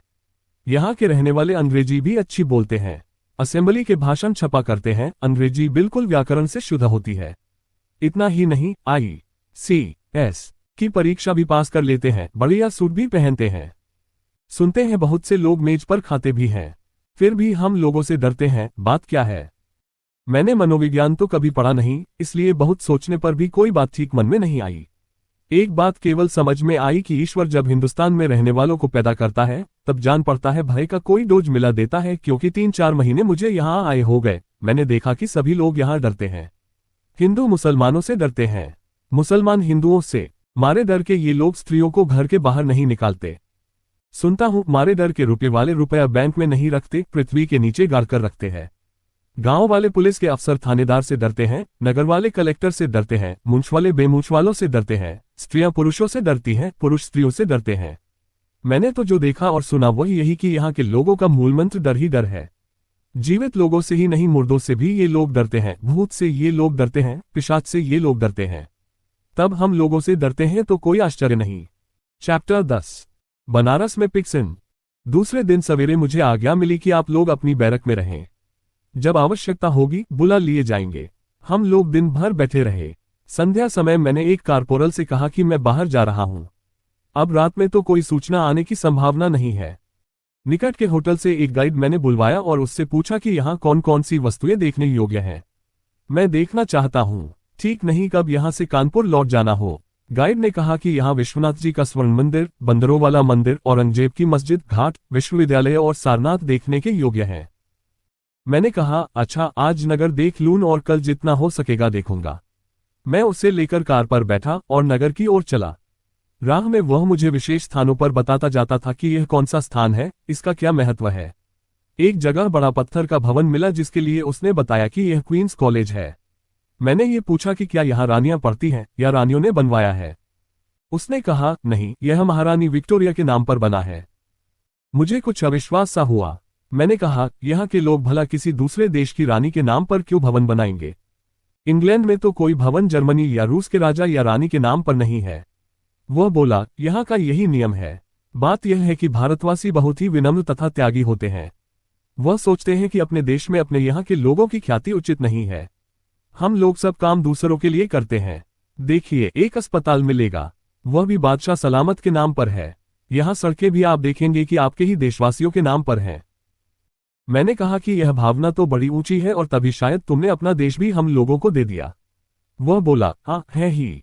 देखिए, हम लोगों ने लड़ने को सिपाही भेजे। यह आप ही लोगों की सहायता के लिए। हम लोग इस प्रकार दूसरों के लिए ही जीते हैं। तब तक हम लोग नगर के बीच पहुंच गए और उससे पता चला कि इसे चौक कहते हैं। मैंने कहा, क्यों न कार कहीं खड़ी कर दी जाए और हम लोग पैदल टहल कर देखें। कुछ कुछ दुकानें खुली हुई थीं। लोग शीघ्रता से इधर से उधर चले जा रहे थे। गाइड ने बताया कि भय के कारण कुछ दुकानें बंद हैं। आज शांति है, इसलिए इतनी खुल गई हैं। एक बात और देखने में आई जिससे पता चला कि इस देश में मनुष्यों से अधिक स्वतंत्रता पशुओं में है। मैंने देखा कि एक बैल बड़ी निर्भीकता से मेरी पतलून का अपने सींग से चुंबन करता हुआ चला गया। उसने इस बात की परवाह नहीं की कि मैं 31वीं ब्रिटिश रेजिमेंट का लेफ्टिनेंट हूं। मैं कुछ डर सा गया और देखा कि उसी के पीछे एक और उससे डबल बैल चला आ रहा है, मस्ती से झूमता। गाइड ने कहा कि डर की कोई बात नहीं है। यहाँ के सांड किसी को हानि नहीं पहुंचाते। महात्मा बुद्ध ने पहले पहल काशी के ही निकट सारनाथ में अहिंसा का प्रचार किया था, इसीलिए काशी के सांड आज तक बौद्ध धर्म का पालन करते हैं। धर्म का ये प्रभाव देखकर मुझे बड़ी श्रद्धा हुई। हिंदू और मुसलमान एक दूसरे की खोपड़ी तोड़ते हैं और बैल अहिंसा का पालन करते हैं। भारत विचित्र देश है, इसमें संदेह नहीं। बुद्ध भगवान का प्रभाव भारत में बैलों पर ही पड़ा, इसका दुखा। गाइड ने बताया कि साधारण स्थिति में यहाँ बड़ी चहल पहल रहती है, परंतु दंगे के कारण कुछ है नहीं। फिर एक गली में जाकर उसने बताया कि यहाँ पहले विश्वनाथ जी का मंदिर था। मुसलमानों ने आक्रमण किया तो यहाँ के देवता कुएं में कूद पड़े। वह जो बैल लाल पत्थर का आप देखते हैं, पहले असली बैल था। एक मुसलमान सिपाही का अंगरखा छू गया, तभी यह पत्थर हो गया। हर एकादशी को ये रोता है। मैंने पूछा कि तुम्हारे देवता तो बड़े डरपोक हैं जो कुएं में कूद पड़े। उसने बताया कि यह बात नहीं है, देवता स्वयं नहीं कूदे, पुजारी उन्हें लेकर स्वयं कूद पड़ा, क्योंकि उसे डर था कि यदि कहीं इनकी दृष्टि मुसलमानों पर गई और इन्हें क्रोध आ गया तो सारा संसार भस्म हो जाएगा। तब क्या होगा। पुजारी देवताओं को लेकर फिर निकल आया। फिर नए मंदिर को बाहर से उसने दिखाया। मैं भीतर जाना चाहता था, परंतु पता लगा कि इसमें केवल हिंदू ही जा सकते हैं और वह भी सब हिंदू नहीं। मैंने पूछा, ऐसा क्यों। गाइड ने कहा कि बात यह है कि भगवान का दर्शन सबको नहीं मिलता। जब बहुत तप करके हिंदू जाति में मनुष्य जन्म लेता है, तभी वह भगवान शंकर का दर्शन कर सकता है। मैंने पूछा कि यह कैसे हो सकता है कि मनुष्यों में सबसे श्रेष्ठ हिंदू है। उसने कहा, सबसे श्रेष्ठ वही है जिसे न दुख में दुख है न सुख में सुख है। देखिए, हिंदू जाति को किसी प्रकार का दुख नहीं है। इसका मान करो तो भी, अपमान करो तो भी, ये बुरा नहीं मानती। आप चाहें तो इसका उदाहरण अभी देख सकते हैं। किसी हिंदू को एक लात मारिए, वह आपको देखकर सलाम करके हट जाएगा। तपस्या की चरम सीमा पर पहुंचने पर मनुष्य की ऐसी मनोवृत्ति हो जाती है। फिर आगे चले तो सुनसान सा दिखाई दे रहा था। कुछ दूर आगे चले तो एक नदी दिखाई दी। उसने कहा कि यह गंगा जी है जिसे हिंदू लोग माता कहते हैं। 10 बज रहे होंगे, रात का समय था, सन्नाटा छा रहा था, पानी धीरे धीरे बह रहा था। हम लोग किनारे पहुंचे। देखता हूं कि किनारे एक हट्टा कट्टा आदमी रात में बिल्कुल नंगा, केवल कमर में एक कपड़ा लपेटे पत्थर पर लगातार उछल कूद कर रहा है। कई मिनट तक मैं देखता रहा, उसका कूदना बंद नहीं हुआ। मैंने गाइड से पूछा कि यह यहाँ रात में क्या कर रहा है। वह बोला, ये कसरत कर रहा है। मैंने कहा, बहुत गरीब होगा, शायद इसका घर नहीं है। गाइड ने समझाया कि ऐसी बात नहीं है। गंगा के सामने कसरत करने से दूना बल होता है। एक दो नहीं, ऐसे अनेक कसरत करने वाले आप इसी घाट पर देखेंगे। इतनी खुली जगह है तो इसका उपयोग करना चाहिए। ये भी गाइड ने बताया कि यहाँ सवेरे चहल पहल रहती है, इसलिए कल सवेरे आप आइए। मैं रात में 11 बजे बैरक लौटा। चारों ओर सन्नाटा था, कहीं कोई दिखाई नहीं देता था। गाइड ने बताया कि देखिए, चारों ओर सन्नाटा है, सब लोग घरों में सोए हैं, इसीलिए दंगे जाड़े में ही होते हैं। गर्मी में यहाँ बहुत से लोग सड़क पर सोते हैं, इसलिए दंगे नहीं होते। नहीं तो कितने आदमियों के सिर उड़ जाएंगे। दंगे वाले भी समझ बूझकर सब काम करते हैं। चैप्टर 11, काशी के घाट। आज सवेरे ही गाइड मेरी बैरक में पहुंचा। मैं चाय पी रहा था। बोला, चलिए आज घाट की सैर आपको करा दूं। मैंने कहा, इतने तड़के वहां कौन होगा, सर्दी से मुंह में चाय जमी जा रही है। वह बोला, इसी समय तो वहां लोग स्नान करने जाते हैं, यही तो वहां चलने का समय है। मैं भी किसी प्रकार तैयार हुआ, परंतु सर्दी में इसी समय चलना मुझे ऐसा जान पड़ा मानो फांसी के तख्ते पर जा रहा हूं।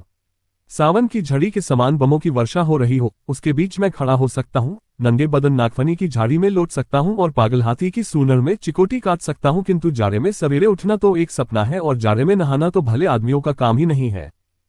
मोटर कार पर मैं चला, आगे गाइड बैठा था। काशी में देखा सभी सवेरे ही उठते हैं। पहले तो यहाँ के मेहतर भी बहुत तड़के उठते हैं और सोचते हैं कि जब हम उठते हैं तब सड़कों को भी जगह देना चाहिए और दोनों हाथों में झाड़ू लेकर सड़कों पर ऐसा चलाते हैं जैसे क्रूसेड के युद्ध में मुसलमान सिपाही तलवार भांजते थे। मैंने एकाएक देखा कि मेरी मोटर कार बादलों में से चल रही है, परंतु शीघ्र ही पता चला कि यह बादल नहीं बनारस, जिसे हिंदू लोग काशी कहते हैं और जो उनका पवित्र नगर माना जाता है, यह बादल उसी पवित्र नगरी की पवित्र रज है। काशी की म्यूनिसिपैलिटी इसके लिए बधाई की पात्र है, क्योंकि मेरे ऐसे विदेशी व्यक्तियों को ये पवित्र मिट्टी कैसे मिलती। घाट के किनारे पहुंचा तो कई नाव वाले सामने आए और उन्होंने मुझे सलाम किया मानो मेरा उनका 10-15 साल पुराना परिचय हो। यद्यपि मैं हिंदुस्तानी जानता था, फिर भी बातचीत गाइड ही करता रहा। 3 रुपये पर एक छोटी सी नोक मिली। ऊपर के भाग पर 2 कुर्सियां रख दी गईं। कुर्सियां बेत की बनी थी और पीछे उसी बेत का ही ऊंचा लंबा तकिया बना था। मेरी बगल में गाइड बैठा। पूरब में सूरज निकलने लगा था। मैं अपने फौजी ओवरकोट में लिपटा हुआ था। देखा कि अनेक लोग पानी में झमझम कूद रहे हैं। यदि मेरे हाथ में होता तो मैं इन्हें विक्टोरिया क्रॉस अवश्य देता। ये स्नान नहीं, वीरता और साहस का परिचय था। पुरुषों से अधिक स्त्रियां स्नान कर रही थीं।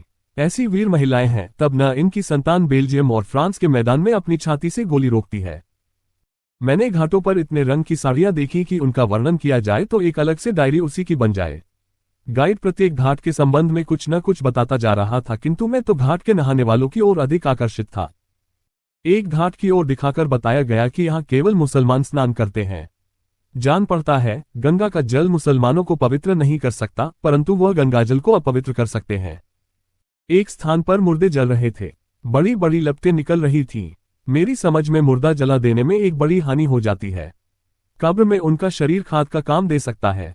जान पड़ता है मुसलमानों और अंग्रेजों के नेता कृषि विज्ञान के बड़े पंडित थे, इसलिए उन्होंने अपने मुर्दे पृथ्वी के नीचे रख देने की व्यवस्था कर दी, जिसमें धरती बराबर उपजाऊ बनती रहे। जिस धरती के अन्न से शरीर बना है, उसी धरती को फिर यह शरीर दे देना भी ठीक ही है। गंगा के दूसरे तट पर विशाल बालू की बेला है। बड़ी दूर तक रेती फैली हुई है। मैंने देखा कि अनेक लोग मिट्टी का एक पात्र हाथ में लिए उधर जा रहे हैं। मैंने पूछा, ये लोग कहाँ जा रहे हैं? उसने बड़ी काव्यमय भाषा में उनका वर्णन किया और बोला कि काशी का वास्तविक स्वरूप यही है।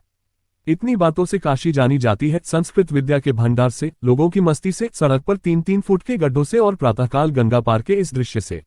और बातें तो सभी नगरों में मिलेंगी, परंतु ये यहाँ की विशेषता है। आज की चहल पहल से जान पड़ता था कि दंगे का आतंक अब नगर में नहीं रहा। 8 बजे के लगभग मैं नौक से उतरा और विश्वनाथ के मंदिर की ओर चला। अनेक व्यक्ति चित्रों से सुसज्जित मेरे पीछे पीछे चलने लगे। उनकी सब बातें तो मैं नहीं समझ सका। इतना जान गया कि वह भिखमंगे हैं। गाइड ने बताया कि इनमें प्रत्येक भिखमंगा लखपति है, इसलिए मैंने कुछ दिया नहीं, यद्यपि मेरा मन कुछ देने का अवश्य था। काशी में भिखमंगों की भी संख्या उतनी ही है जितनी इस देश में नेताओं की। विश्वनाथ जी की गली में बैठा। मैंने समझा कि थर्मापिली के दर्रे की यह नकल की गई है। सार वहां इतनी स्वतंत्रता से घूम रहे थे जैसे पुरानी खाट में खटमल घूमते हैं, परंतु खटमल छोटा जंतु होने पर भी बड़े बड़ों के रक्त चूस लेता है और यह इतने विशालकाय पर देखा कि छोटे छोटे बालक भी इनकी पीठ सहलाते चले जा रहे हैं। फिर मैंने विश्वनाथ जी का भव्य कलश देखा जो स्वर्ण से मंडित था। भारतवासी विचित्र बुद्धि के होते हैं। इतना सोना इंपीरियल बैंक में न रखकर मंदिर के कलश में लगा दिया। सवेरे जब सूर्य की किरण उस पर पड़ने लगी तक ऐसा मेरा मन लालच से लुभा गया कि सच कहता हूं जी हुआ कि इसे खुर्च कर ले चलूं। मैंने मंदिर के भीतर देखने की इच्छा प्रकट की, किंतु पता चला कि भीतर कोई जा नहीं सकता। हिंदुओं ने ऐसा क्यों किया? संभव है कोई षड्यंत्र इसके भीतर ये लोग रचते हों, परंतु गाइड से पता लगा कि केवल धार्मिक भावनाओं के कारण उसमें कोई हिंदू नहीं जा सकता। उसके बाद एक स्थान में गाइड ले गया जहां मिठाइयों की दुकानें लगातार पंक्तियों में थीं। यहां जान पड़ा कि काशी की मक्खियां और स्थानों की मक्खियों से भिन्न है, क्योंकि यह मिठाइयों और खाने के पदार्थों पर वह बड़ी स्वतंत्रता से आक्रमण कर रही हैं। यदि इनसे कोई रोग उत्पन्न होने का भय होता तो लोग उन पर बैठने न देते। मेरी इच्छा हुई कि इनके कुछ अंडे विलायत भेज दूं कि वहां ऐसी ही मक्खियां रहें। खाने में धुएं का भी पर्याप्त भाग रहता है और सारी मिठाइयां धुएं से इतनी स्नात हो जाती हैं कि वह जर्मप्रूफ हो जाती हैं। हम लोगों को विशेष चेतावनी रहती है कि किसी स्थान का भोजन न किया जाए जो बैरक से बाहर हो। बाहर केवल अंग्रेजी होटलों में ही हम लोग खा पी सकते हैं, किंतु मेरी इच्छा कुछ भारतीय मिठाइयां खाने की हुई। एक दुकान पर जो और दुकानों से अधिक स्वच्छ थी। हम लोग गए और गाइड से कहा कि कुछ काशी की मिठाइयों का यदि स्वाद मिल जाए तो मैं उसकी स्मृति अपने साथ ले जाऊंगा। चैप्टर 12 सारनाथ की सैर। मुझे तो भारतीय मिठाइयों के नाम भी नहीं ज्ञात थे। कानपुर में कभी खाने का अवसर नहीं मिला था। मैंने सोचा फिर वहां खाने के लिए अवसर मिले या नहीं। गाइड से कहा कि जो 2-3 सबसे बढ़िया मिठाइयाँ हो उन्हें ले लीजिए। उन्होंने एक मिठाई ली जिसका नाम उन्होंने जलेबी बताया। ये कुछ गोल गोल मकड़ी के जाले के समान होती है और रंग सुनहला होता है। इसमें रस भरा रहता है और खाने में बहुत मीठी होती है। इसे दांतों से दबाने और तोड़ने में बहुत अच्छा लगता है। मैं इसे इंग्लैंड भेजना चाहता था, किंतु पता लगा कि यह केवल 1 दिन तक रह सकती है, फिर खराब हो जाती है। इसे सवेरे लोग खाते हैं। दूसरी मिठाई सफेद गेंद के समान गोल थी। कुछ अंडे से यह मिलती जुलती थी। ज्यों ही मैंने आधा काटा, इसमें से रस की एक मीठी धारा बह निकली जो मेरी टाई पर से होती हुई कोट पर और कोट से उतरती हुई पतलून पर बह चली। पता चला कि मैंने इसके खाने में भूल की। ये कुल की कुल मुंह में रख ली जाती है और फिर दोनों होठ बंद करके दांतों से दबाई जाती है। तब रस कोट और पतलून को तर नहीं करता, रस सीधे गले के भीतर पहुंच जाता है। इसका नाम भी बड़ा उपयुक्त है। इसे रस का गोला कहते हैं। इसे खाने के बाद मैं दूसरी मिठाई नहीं खा सका। वहां सोडा नहीं मिल सका, न लेमनेड। सुना है कि भारतवर्ष में मिठाइयां खाकर या भोजन करके लोग सादा पानी पीते हैं। मैंने कहा कि मैं भी यही करूं। दुकानदार ने एक विचित्र गिलास निकाला। ये मिट्टी का बना था, छोटा, गोल और नाटा। उसमें पानी भरकर मुझे उसने दे दिया। पीने के बाद एक नौकर ने उस गिलास को फेंक दिया। मुझे बड़ा आश्चर्य हुआ। मैंने उससे एक मोल लेना चाहा कि इस नए प्रकार के गिलास को अपने पास रखूं, किंतु उसने बिना पैसे ही मुझे एक उपहार स्वरूप भेंट कर दिया। उसे मैं अब तक अपनी अलमारी में रखे हुए हूं। इंग्लैंड ले जाऊंगा। मिठाइयां यहां सस्ती होती हैं। दुकानदारों को मैंने कपड़े पहने नहीं देखा। केवल कमर में एक कपड़ा लपेटे रहते हैं जिसे धोती कहते हैं। इससे जान पड़ता है कि यह लोग सभ्यता की सीढ़ी के बहुत नीचे के डंडे पर हैं। एक मिठाई की दुकान पर मैंने देखा कि एक आदमी बड़े बड़े घुंघराले बाल रखे हुए बेलन से आटे की गोल गोल गेंद बनाकर बेल रहा है और फिर एक कड़ाही में उसे डालता है। कड़ाही में घी खौल रहा था। वह झूम झूम कर बेलना बेल रहा था। उसके श्यामल मुख पर पसीने की बूंदें चमक रही थी। जैसे नीलांबर नक्षत्र में कभी कभी तारे आकाश से टूटकर गिरते हैं, वैसे ही पसीने की बूंदें नीचे गिरती थी जो उसी आटे की गेंद में विलीन हो जाती थी। पूछने पर पता चला कि ये 2 प्रकार की होती हैं। एक का नाम पूरी है, जिसका अर्थ है कि इसमें किसी प्रकार की कमी नहीं है। इसे खा लेने से फिर भूख में किसी प्रकार की कमी नहीं रह जाती। दूसरी को कचौरी कहते हैं। इसके भीतर एक तह आटे के अतिरिक्त पिसी हुई दाल की रहती है। पहले इसका नाम चकोरी था। शब्दशास्त्र के नियम के अनुसार वर्ण इधर से उधर हो जाते हैं। इसी से चकोरी से कचौरी हो गया। चकोरी भारत में एक चिड़िया होती है जो अंगारों का भक्षण करती है। कचौरी खाने वाले भी अग्नि के समान गर्म रहते हैं, कभी ठंडे नहीं होते। गर्मागर्म कचौरी खाने का भारत में वही आनंद है जो यूरोप में नया उपनिवेश बनाने का। वहां से मैं चला। गाइड मुझे एक ऐसी गली में ले गया जहां बर्तन बिकते हैं। वहां सब दुकानदार मुझे बुलाने लगे, किंतु मुझे कुछ मोल नहीं लेना था, केवल देखना था। इसलिए शीघ्रता से इसे समाप्त कर दिया। ये गली बहुत पतली है और इसके भीतर कोई सवारी नहीं जाती। पैदल ही चलना पड़ता है। इसमें सड़क भी नहीं है, केवल पत्थर बिछे हैं। ईसा के 2-3 हजार वर्ष पहले की यह जान पड़ती है। यहां से हमारी कार सारनाथ को चली। मैंने राह में सारनाथ का इतिहास जान लेना उचित समझा, इसलिए गाइड से पूछा कि यह सारनाथ क्या है और इसे क्यों लोग देखने जाते हैं। उसने बताया कि किसी काल में वहां एक नगर था। काशी के शासक बाबा विश्वनाथ के साले यही रहते हैं, इसलिए इसका नाम सारनाथ है। कुछ लोगों के अनुसार वहां महात्मा बुद्ध, एक बड़े महान व्यक्ति, आए थे, इसलिए यह विख्यात है। मैंने पूछा यह नगर कब था और क्यों खंडहर हो गया और यह बुद्ध महात्मा कौन सज्जन थे। वह बोला यह नगर कब था इसका पता तो मुझे नहीं है, क्योंकि यह बहुत पुराना है। मेरे दादा ने भी ऐसा ही इसे देखा था और वह कहते थे कि मैंने भी अपने दादा से इसके संबंध में ऐसा ही सुना है। 400-500 साल पुराना तो यह अवश्य ही होगा। नगर खंडहर क्यों हो गया, इसका कारण इसके सिवाय और क्या हो सकता है कि घोर बरसात हुई हो किसी समय। बुद्ध महात्मा एक राजा थे। ये बुद्ध के दिन पैदा हुए थे, इसलिए इनका नाम बुद्ध पड़ गया। इनके भाई ने इनका राज छीनकर इन्हें घर से निकाल दिया। ये जंगल में बेहोश पड़े थे। इन्हें एक स्त्री ने हलवा खिला दिया और यह जी गए। तब इन्हें बड़ा दुख हुआ और यह सारनाथ आए। वहां उन्होंने उचित समझा कि कोई धर्म चलाया जाए, क्योंकि धर्म चलाने में बड़ा सुख और आदर है। बहुत से चेले मिल जाते हैं और राजा लोग भी आदर करते हैं। इनके धर्म में विशेषता है, वो ये है कि कितनी ही लात आप खाते चलिए, कुछ किसी से कहिए मत।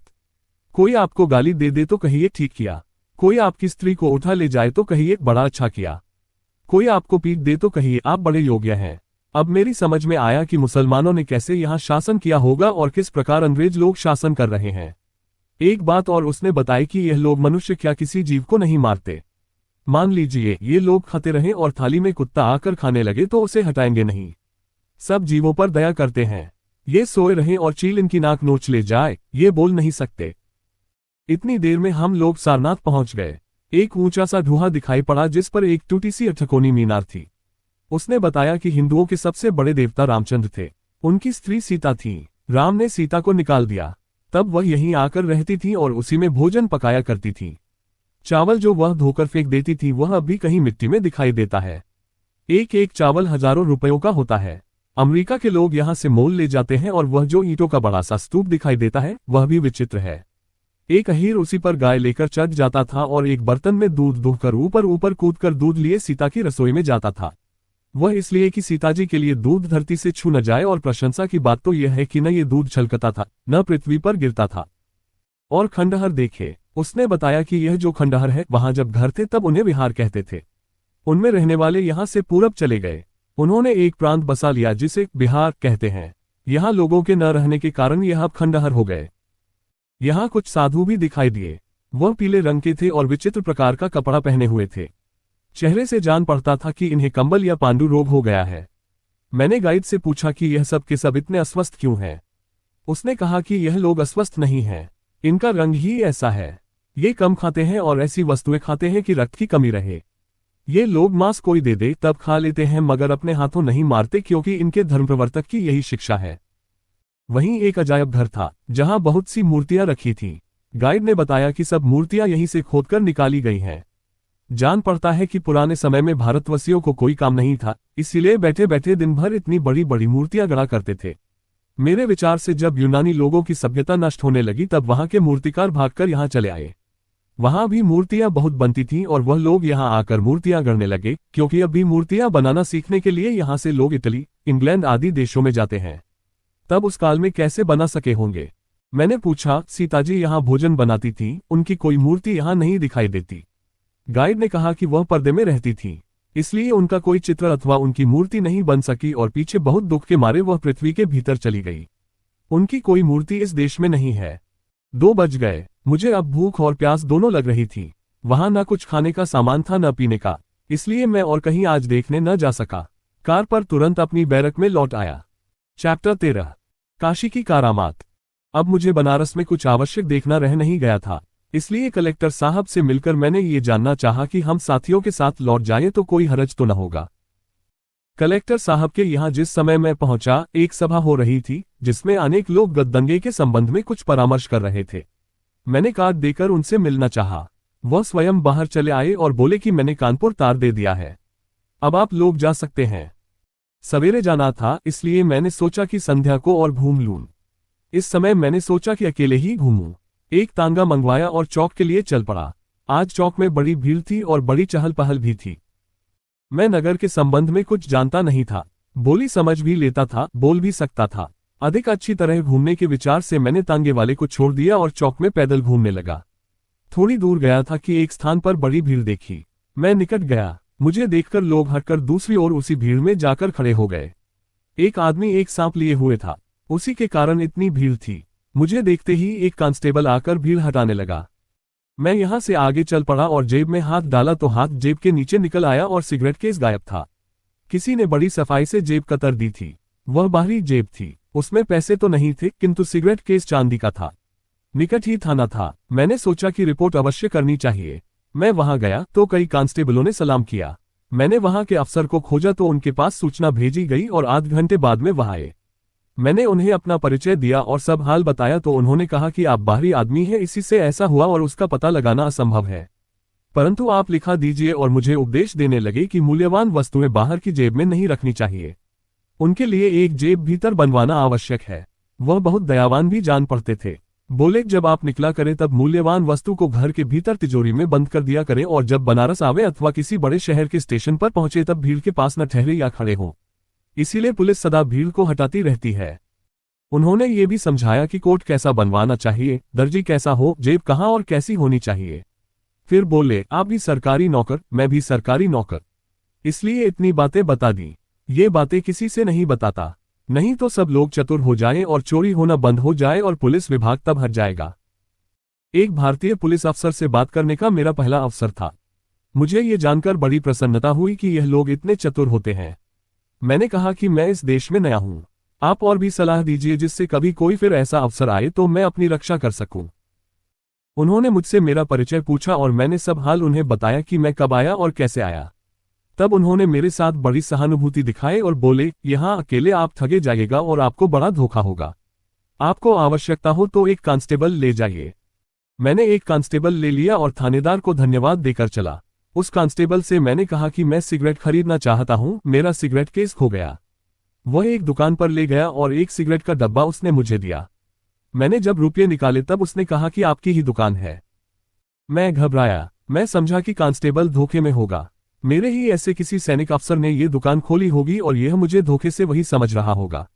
जब मैंने कहा कि मैं तो यहाँ नया आदमी हूँ, मैंने कोई दुकान नहीं खोली, तब दुकानदार और कांस्टेबल हंसने लगे। मैं कुछ नहीं समझा। मेरे मन में ये होने लगा कि कहीं सचमुच ये लोग धोखे में तो नहीं हैं। यदि ऐसा है तो मैं बहुत बड़ी दुकान का मालिक बन जाऊंगा और भारत में अच्छा व्यापारी बन सकूंगा। मैंने इन लोगों की बातों की परीक्षा लेनी चाहिए। एक डिब्बा बिस्कुट मैंने निकलवाया। जब दाम पूछा तक दुकानदार ने कहा कि 4.5 रुपये। इस बार उसने नहीं कहा कि आपकी ही दुकान है, परंतु मुझे बिस्कुट लेना तो था नहीं, इसलिए बढ़ चला। राह में कांस्टेबल से पूछा कि मेरी दुकान, उसने क्यों कहा। उसने बताया कि यह कहने की भारतवर्ष में प्रथा है। उसने ये भी बताया कि यहाँ किसी के पुत्र या पुत्री के संबंध में आप पूछे तो लोग यह नहीं कहेंगे कि मेरी है, कहेंगे कि आपकी है। घर के बारे में आप पूछेंगे तो लोग कहेंगे कि आपका ही है। हमेशा किसी के लिए ऐसा प्रयोग नहीं होता। बाप के लिए यह नहीं कहते कि आपके बाप हैं। रात बढ़ रही थी। मैंने बैरक लौट जाना उचित समझा। उससे एक तांगा लाने को कहा। वह एक तांगा लाया। मैंने पूछा कितना देना होगा। कांस्टेबल ने कहा कि हजूर ये पहुंचा देगा, जो चाहे दे दीजिएगा। मुझे इस पर भी बड़ा आश्चर्य हुआ। इतना ज्ञान मुझे अवश्य हो गया कि किसी स्थान पर जाना हो या किसी दुकान से छोटी मोटी वस्तु मोल लेनी हो तो पुलिस साथ रहे तो पैसे नहीं लगते, तांगे के किराया नहीं लगता, और लगता है तो बहुत ही कम। पता नहीं काशी में ही यह नियम है कि और नगरों में भी। आगे इसका अनुभव करूंगा। चैप्टर 14। पान। मैं काशी से दूसरे दिन कानपुर के लिए चल पड़ा। हमारे सब सिपाही भी साथ थे। मुझे बनारस का नगर बहुत अच्छा जान पड़ा। इसके 2-3 कारण थे। एक तो ये कि यहाँ के रहने वाले बहुत कम पैसे में अपना निर्वाह कर लेते हैं, क्योंकि मुझे अधिकांश ऐसे व्यक्ति दिखाई पड़े जिनके शरीर पर एक कपड़ा कमर के नीचे और हल्का ढीला कुछ कोट की भांति ऊपर थे। कुछ लोगों को तो गंगा के किनारे मैंने देखा कि स्नान करके कपड़े का एक टुकड़ा ओढ़कर चल पड़े। यह मैं जाड़े की बात कह रहा हूँ। गर्मी की ऋतु में लोग नंगे ही रहते होंगे, कम से कम घर में। मेरा ऐसा अनुमान है कि बलिन के नंगे समाज, न्यूडिस्ट सोसाइटी का प्रचार यदि भारतवर्ष में हो तो सबसे अधिक सदस्य काशी में बनेंगे। दूसरी बात जो यहाँ की मुझे अच्छी लगी वह यहाँ की सड़कें। इन पर बहुत कम रुपये व्यय होते होंगे, इसलिए कि म्यूनिसिपैलिटी को कम टैक्स लगाना पड़ता होगा और नगरवासियों को आनंद होता होगा। देखने में ऐसा जान पड़ा कि आधी से अधिक सड़कें उस समय बनी थी जब हमारी स्वनामधन्या महारानी विक्टोरिया ने प्रथम पुत्र को जन्म दिया था, और गाइड से यह पता चला कि फिर उनकी मरम्मत किसी ऐसे समय होगी जब कोई ऐसी ही विशिष्ट घटना होगी। इस प्रकार से व्यर्थ के व्यय से म्यूनिसिपैलिटी बच जाती है। कुछ सड़कें ऐसी भी मिली जिनमें सरलता से धान की खेती हो सकती है। नागरिक लोग इससे भी लाभ उठाएंगे, इसमें संदेह नहीं। तीसरी बात जो यहाँ की विशेषता है वह है पान की दुकानें। कोई सड़क, चौमुहानी, तिमुहानी, नाका, मोह, चौक ऐसा नहीं जहां एक या इससे अधिक पान की दुकानें न हो। बनारस में जितने मंदिर नहीं उतनी पान की दुकानें हैं। यदि आपको गंगा तट मिले और सड़कों की 20 साल से मरम्मत न हुई हो और अनगिनत पान की दुकानें हो तो समझ लीजिए कि वह नगर काशी है। मेरी बड़ी इच्छा पान खाने की हुई। कानपुर में तो खा नहीं सकता था। हम लोगों को सभी वस्तुएं खाना अथवा ऐसे कार्य करना जो भारतवासी करते हैं वर्जित है, क्योंकि कोई ऐसा काम हम लोग नहीं कर सकते जिससे ये लोग समझे कि यह भारतीय है अथवा भारतीयों से इन्हें सहानुभूति है। इसीलिए मैंने सोचा कि चलते चलते ये देखूं कि इसका स्वाद कैसा होता है और क्यों लोग इसका इतना सेवन करते हैं। इसीलिए चलने के पहले गाइड से मैंने पान मंगाकर खाना चाहा। अपने देश के रहने वालों के लिए मैं पान का थोड़ा वर्णन कर देना आवश्यक समझता हूँ। पान एक पत्ता होता है। इसकी शक्ल हृदय की भांति होती है। इस पत्ते के भीतर चूना, कत्था और सुपारी की कतरन रखी जाती है और फिर उसे मुड़कर डेल्टा की शक्ल का बनाते हैं और तब 2 या 4 एक साथ लोग खाते हैं। मैंने गाइड से सुना कि जो जितना ही अधिक पान खाता है वह उतना ही बड़ा रईस समझा जाता है। बहुत से लोग इसके साथ तंबाकू की पत्ती खाते हैं। इसके खाने का पुरुषों पर वही परिणाम होता है जो स्त्रियों को लिपस्टिक लगाने का, अर्थात अधर लाल हो जाते हैं। मैंने गाइड से पूछा कि पान यहाँ के लोग क्यों खाते हैं, कब खाते हैं, कैसे खाते हैं। उसने बताया, भगवान एक बार पृथ्वी पर मनुष्य का रूप धारण करके आए। उनका नाम था कृष्ण। उनका एक ये स्वभाव पड़ गया कि इधर उधर से मक्खन, दही, मलाई उठाकर खा जाते थे। एक बार इसी प्रकार से उन्होंने खाया और उनके ओठों पर मक्खन लगा रह गया और पकड़े गए। लोगों ने मारने को दौड़ाया। ये भागे। भागकर एक कदम के पेड़ के नीचे बड़े दुख में मुंह बनाकर बैठे थे। सुनसान स्थान था। ये बैठे थे, टपाटप आंसू गिर रहे थे। उधर से एक लड़की आई। इन्हें रोते देखकर उसको दया आ गई। बोली, क्यों रोते हो? इन्होंने सारा हाल बता दिया। उसने कहा, तो क्या हुआ? इसमें रोने की क्या बात है? इन्होंने कहा, दुख इस बात का है कि अब आगे कैसे खाऊंगा, लोग समझेंगे इन्होंने ही खाया है। लड़की ने कहा, इतनी सी बात। वह दौड़कर गई और एक पत्ते में कुछ लपेट कर लाए और बोली, इसे खा लो। मुख से दही और मक्खन की सुगंध भी नहीं आएगी और अधर भी लाल हो जाएंगे। कुछ पता नहीं चलेगा। मेरा अधर देखो, ये जो प्रवाल के समान है इसी के कारण है। तब से कृष्ण महाराज एक डिबिया में पान बांधकर अपने दुपट्टे में गठियाए रहते थे। जहां मक्खन खाया उसके बाद 2 बीड़े पान, जहां दही खाया 2 बीड़े पान। उस लड़की के सिवाय कोई यह रहस्य जानता नहीं था। तभी से उस लड़की से, जिसका नाम राधा था, कृष्ण की गहरी मित्रता हो गई। महाभारत के युद्ध के पश्चात कृष्ण ने इसका रहस्य अर्जुन को बताया और तब से सब लोग जान गए और सब लोग पान खाने लगे। जो अधिक धार्मिक है वह भगवान की भांति डब्बा रखते हैं। इसी प्रकार पान का खाना आरंभ हुआ। ये हिंदुओं की संस्कृति का चिन्ह है। जो नहीं खाते वह आर्य है या नहीं, इसमें संदेह है। गाइड ने फिर कहा कि खाने का प्रश्न कठिन है। प्रत्येक 5 मिनट पर खाना तो अति उत्तम है, परंतु 1-1 घंटे पर भी खाया जा सकता है। गाइड ने यह भी कहा कि मैंने तो वेद पढ़ा नहीं है, किंतु सुना है कि उसमें लिखा है कि जो 200 बीड़े दिन में खाए वह महर्षि है, जो 50 खाए वह ऋषि, जो 25 खाए वह साधु और जो 10 तक खाए वह मनुष्य और इससे कम खाने वाले इत्र योनियों में। चैप्टर 15। लज्जावती लड़की। पान की इतनी प्रशंसा सुनकर मैंने अपने विचार को काम में लाना ही उचित समझा और 4 बीड़े पान मुंह में रखे। फिर उसे दांत से कूचने लगा। कूचने के 2 मिनट बाद ही क्या देखता हूं कि मेरे मुख से 4 धाराएं फूटकर निकल पड़ी। एक मेरी दाहिनी ओर कोट के कालर पर से होती बह चली, दूसरी मेरी बाईं ओर, तीसरी नेकटाई पर से और चौथी गर्दन पर से होती हुई काल के भीतर भीतर सीने की ओर वह निकली, जैसे किसी झरने से 4 नदियां बह निकले। जान पड़ता था कि मैं लड़ाई के मैदान में हूं। गोली लगी है और रक्त की धाराएं बह चली हैं। मुंह में स्वाद न मीठा न खट्टा, न तीता न नमकीन। मैंने रुमाल निकाला ही था कि कोट पर से पोंछूं कि गले में न जाने क्या फंस गया और मुझे खांसी आने लगी। खांसी के साथ मैंने सोचा कि सब थूक दूं, परंतु गाइड ने कहा कि इसे यूं नहीं खाते। आप पान चबाइए और उसका रस धीरे धीरे कंठ के नीचे उतारते जाइए। मैं बकरी की भांति पागुर करने लगा और उसका रस गले के भीतर उतारने लगा। धीरे धीरे क्या देखता हूं कि कुछ हल्की मछली सी जान पड़ने लगी और एक विचित्र भांति का मन होने लगा। आईने में मुख जो देखा तो जान पड़ा कि दांत नहीं है, मानिक के टुकड़ों की पत्तियां हैं और ओंठ पके तरबूजे के टुकड़े। स्वाद तो मुझे अच्छा लगा, किंतु दांत लाल हो जाना कुछ खटका। मैंने ब्रश से खूब दांत साफ किए। फिर सब लोग लारी पर सवार होकर कानपुर के लिए चल पड़े। गाइड को मैंने 10 रुपये का एक नोट दिया। वह लारी तक झुक झुककर सलाम करता रहा। 15 बार से कम सलाम उसने नहीं किया होगा। प्रति सलाम 1 रुपये से भी कम पड़ा। जान पड़ता है भारतवर्ष में सलाम बहुत सस्ता है। लारी चली जा रही थी और हम लोग झपकियां लेते हुए चले जा रहे थे। एकाएक हमने देखा कि 8-10 आदमी चले आ रहे हैं और साथ में एक डोली है जो चारों ओर से बंद है और डोली के भीतर से रोने का स्वर सुनाई दे रहा है। पहले मैंने उधर विशेष ध्यान नहीं दिया। जब लारी निकट होने लगी तब मुझे रोना और स्पष्ट सुनाई देने लगा। मैंने लारी को धीरे धीरे चलाने की आज्ञा दी। इस झुंड के निकट आने पर यह स्पष्ट हो गया कि यह लोग किसी स्त्री को उस डोली में बंद किए हुए हैं और उसके रोने से यह भी जान पड़ा कि इसे ये लोग भगाए चले जा रहे हैं। मैंने सिपाहियों को आज्ञा दी कि इन्हें पकड़ लेना चाहिए। लारी खड़ी कर दी गई और हम लोगों ने इस समूह को घेर लिया। हम लोगों के उतरते ही 2-3 आदमी तो भाग गए, बाकी लोग सब घिर गए। डोली धरती पर रख दी गई और रोने का स्वर और भी तीव्र हो गया। मेरा विश्वास और भी दृढ़ हो गया। हम लोगों में मैं ही एक व्यक्ति था जो कुछ हिंदुस्तानी बोल सकता था। मैंने पूछा, तुम लोग क्यों इसे पकड़े ले जा रहे हो? छोड़ दो इसे। मैं विशेष कठोर होना नहीं चाहता था, इसलिए कहा कि यदि तुम लोग इसे छोड़ दो तो मैं कुछ नहीं करूंगा, नहीं तो तुम सब लोगों को पुलिस में दे दूंगा। तुम लोग इसे कहां से भगाए चले जा रहे हो? मेरी बात सुनकर सब डर गए, जिससे मेरा विश्वास और ठीक जम गया। डोली में रोने की आवाज और बढ़ गई। मैंने फिर अपनी बात दोहराई। एक आदमी हाथ जोड़े हुए मेरे सामने आया और बोला कि यह मेरी स्त्री है। इस प्रकार के बहाने मैं जानता था। स्त्रियों को भगाने वाले इसी प्रकार बहाना किया करते हैं। अंत में जब इन लोगों ने नहीं माना तब मैंने सैनिकों को आज्ञा दी कि इन्हें घेर कर ले चलो। सैनिकों ने पूछा, कहाँ? अब मेरी समझ में यह बात नहीं आई कि इन्हें कहाँ ले जाऊं। कानपुर ले जा नहीं सकता था, इतनी दूर। लारी में स्थान होता तो वह भी संभव होता। कानून के पंजे में आए इन लोगों को छोड़ देना सम्राट के प्रति विश्वासघात होता।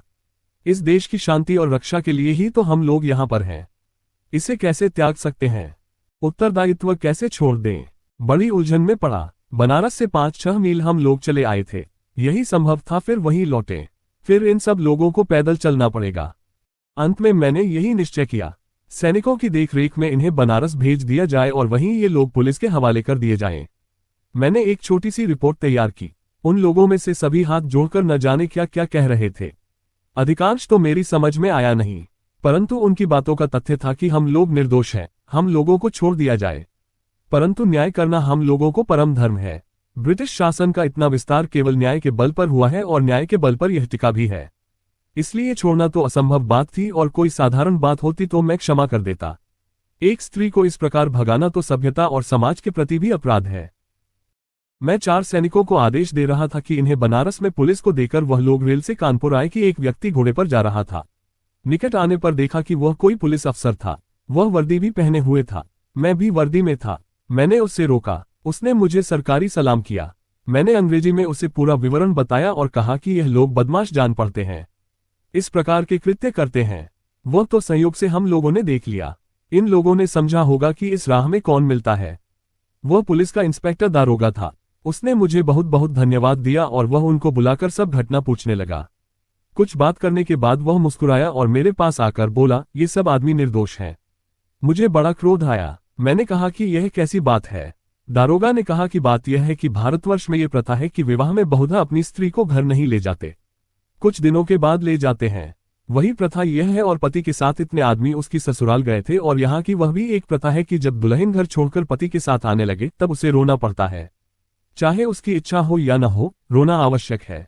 जो न रोए वह लड़की निर्लज्ज समझी जाती है और उसकी हंसी होती है, और जो जितना अधिक रोती है वह उतनी ही शिष्ट और शालीन समझी जाती है। गांव भर में उसका उतना ही नाम होता है। राह भर और पति के घर तक रोते जाना माता पिता के प्रति प्रेम का लक्षण है। मुझे ये सुनकर बड़ा आश्चर्य हुआ। मैंने मन में सोचा कि भारत तू विचित्र देश है और लारी बढ़ाए। चैप्टर 16 मुशायरा। इतने दिनों तक भारतवर्ष में रहने के पश्चात मुझे ये ज्ञात हो गया कि सेना विभाग में काम बहुत ही कम है। खूब भोजन करना, घुड़सवारी करना, चांदमारी करना, परेड करा देना, यही हम लोगों का काम था और सप्ताह में 3-4 दिन सिनेमा देखना। मैंने अपने ऊपर और कुछ काम ले लिए थे, जैसे उर्दू पढ़ना, इस देश का इतिहास, यहाँ की पुरानी बातों का अध्ययन, पुरातत्व, रीति इत्यादि। उर्दू में इधर 5-6 महीनों में मैंने बहुत उन्नति कर ली थी। मौलवी साहब पहले की भांति सप्ताह में 3 दिन आते थे और उन्होंने अब मुझे कविता पढ़ानी आरंभ कर दी थी। मौलवी साहब जब कविता पढ़ाते थे तब वह कवि के भावों का चित्र खड़ा कर देते थे। मेरा निश्चित मत है कि ब्रिटिश सेना के लिए उर्दू कविता का पठन पाठन बहुत आवश्यक है, क्योंकि उसमें उदात्त सैनिक भावनाएं शब्दों में रहती हैं।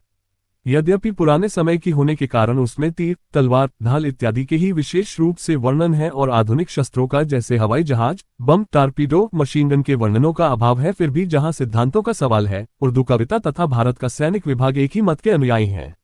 सैंडहर्स्ट का जो सैनिक कॉलेज है उसमें उर्दू कविता अनिवार्य हो जानी चाहिए। जो स्थान कुरान का इस्लाम धर्म में है, वही स्थान उर्दू कविता को सैनिक विभाग में मिलना चाहिए। ये भाव मुझमें कैसे आ गए उसका एक कारण है। एक दिन मौलवी साहब ने एक कविता सुनाई जिसकी कुछ पंक्तियां ये थीं। खूने दिल पीने को और लगते जिगर खाने को, ये गिजा मिलती है जाना तेरे दीवाने को। जाना प्रेमिका को कहते हैं और दीवाना उसके प्रेमी को। मुझे आश्चर्य हुआ और मैंने पूछा है कि कौन सी प्रेमिका थी जिसके प्रेमी चीता या सिंह या भेड़िया थे, जिनका आहार कलेजे का टुकड़ा और पे हृदय का रुधिर था। मौलवी साहब ने इसे अनेक भांति से समझाने की चेष्टा की, परंतु ये तो एक थी। इसी भावना की सारी पुस्तक की कविताएं थीं। एक पंक्ति थी, सुना यह है कि वो मक्तल में खंजर लेके बैठे हैं, बला से जान जाएगी तमाशा हम भी देखेंगे। खंजर हथियार पुराना है और आजकल मशीनगन अथवा कम से कम पिस्तौल का प्रयोग अधिक अच्छा होता है। फिर भी मार काट की भावना को जागृत रखना सेना तथा सेनानी दोनों का धर्म है। मैं उर्दू कविता का एक संकलन करके सेना विभाग के अध्यक्ष के पास भेजने वाला हूं। भारत सरकार की स्वीकृति लेकर उसे सेना विभाग के लिए प्रकाशित कर देना बड़ा लाभदायक होगा। मौलवी साहब कहा करते थे कि यह बातें प्रेम संबंधी हैं और प्रेमी प्रेमिका के लिए लिखी गई हैं। मैंने उनसे पूछा कि प्रेमी और प्रेमिका एक दूसरे से प्रेम करते हैं और वियोग में एक दूसरे की स्मृति में तड़पते हैं कि प्रेमिका प्रेमी का गला रेतती है, जैसे रगड़ते हैं गला खंजर पे, ये शौक़े शहादत है, या किसी की छाती में छुरा घुसेड़ देना अथवा एक साथ अनेक तीरों के फव्वारे छोड़ना प्रेम के चिन्ह नहीं हो सकते, और यदि यही प्रेम के चिन्ह हैं तो भारत के प्रेमियों का बड़ा साहस है। मुझे अनेक भाषाओं के साहित्य का ज्ञान तो नहीं है। हमारी अपनी भाषा में भी आंख की उपमा तीर से दी गई है, किंतु कटार चलाना और खून की नदी बहाना और कलेजे में छुरी भोंकना और फेफड़े की बोटी बोटी काटना तो सिवाय युद्ध के और कहीं सुना नहीं। मैं तो अपने रेजिमेंट में यह व्यवस्था करने वाला हूं कि हाथ में तलवार लेकर एक एक उर्दू कविता की पंक्ति पढ़ते चले और हाथ भांजते चले। जैसे ताल पर नृत्य होता है वैसे ही प्रत्येक शेर पर छुरी भोंकते चले। मौलवी साहब ने एक दिन कहा कि आप मेरी भाषा की हंसी उड़ाया करते हैं। आप कल मुशायरे में चलिए, यहाँ एक मुशायरा होने वाला है, तब आप इसके जोर को समझ सकेंगे। मैंने पूछा, मुशायरा क्या चीज है? मौलवी साहब ने कहा कि उर्दू कविता की 2 पंक्तियों को शेर कहते हैं। मुशायरा एक जलसा होता है जहां उर्दू की रचनाएं पढ़ने वाले आते हैं। मैंने पूछा, क्या उर्दू में पुस्तकें कम छपती हैं, पढ़ने से क्या अभिप्राय? मौलवी साहब बोले कि इससे कवि की भावना अधिक अच्छे प्रकार से जानी जाती है। मैंने कहा, यद्यपि आपकी कृपा से अब समझ भी सकता हूं, परंतु उन लोगों की ऊंची बातें कैसे समझ सकता हूं? फिर भी ऐसे स्थान पर मैं जा कैसे सकता हूं? लोग क्या समझेंगे? मौलवी साहब ने कहा कि मैं सब प्रबंध कर दूंगा। दूसरे दिन छपे कार्ड पर निमंत्रण मिला और मौलवी साहब ने कहा कि यदि मेरी राय आप माने तो आप अचकन और चूड़ीदार पायजामा पहनकर चले तो अधिक उत्तम होगा। यूं तो आप चाहे जिस प्रकार का कपड़े पहनकर जा सकते हैं, परंतु यदि आप उन कपड़ों को पहनेंगे जिन्हें मैं बताता हूं तो सबके साथ बैठ सकेंगे। मैंने इसे स्वीकार किया। मैंने कहा कि यदि इस प्रकार से प्रबंध हो सके तो मैं चल सकूंगा। मौलवी साहब 8 बजे रात में मेरे पास आए। मैंने एक तांगा मंगवाया और चला। कर्नल साहब से कहला दिया कि मौलवी साहब के यहाँ भोजन है, मैं वहीं जा रहा हूं, देर हो सकती है। हम लोग 8:30 बजे ठीक स्थान पर पहुंच गए। वहां फर्श बिछा हुआ था, रोशनी गिलासों में जल रही थी। कमरे में एक छोटी सी चौकी रखी थी और उसी के निकट एक गद्दी बिछी थी।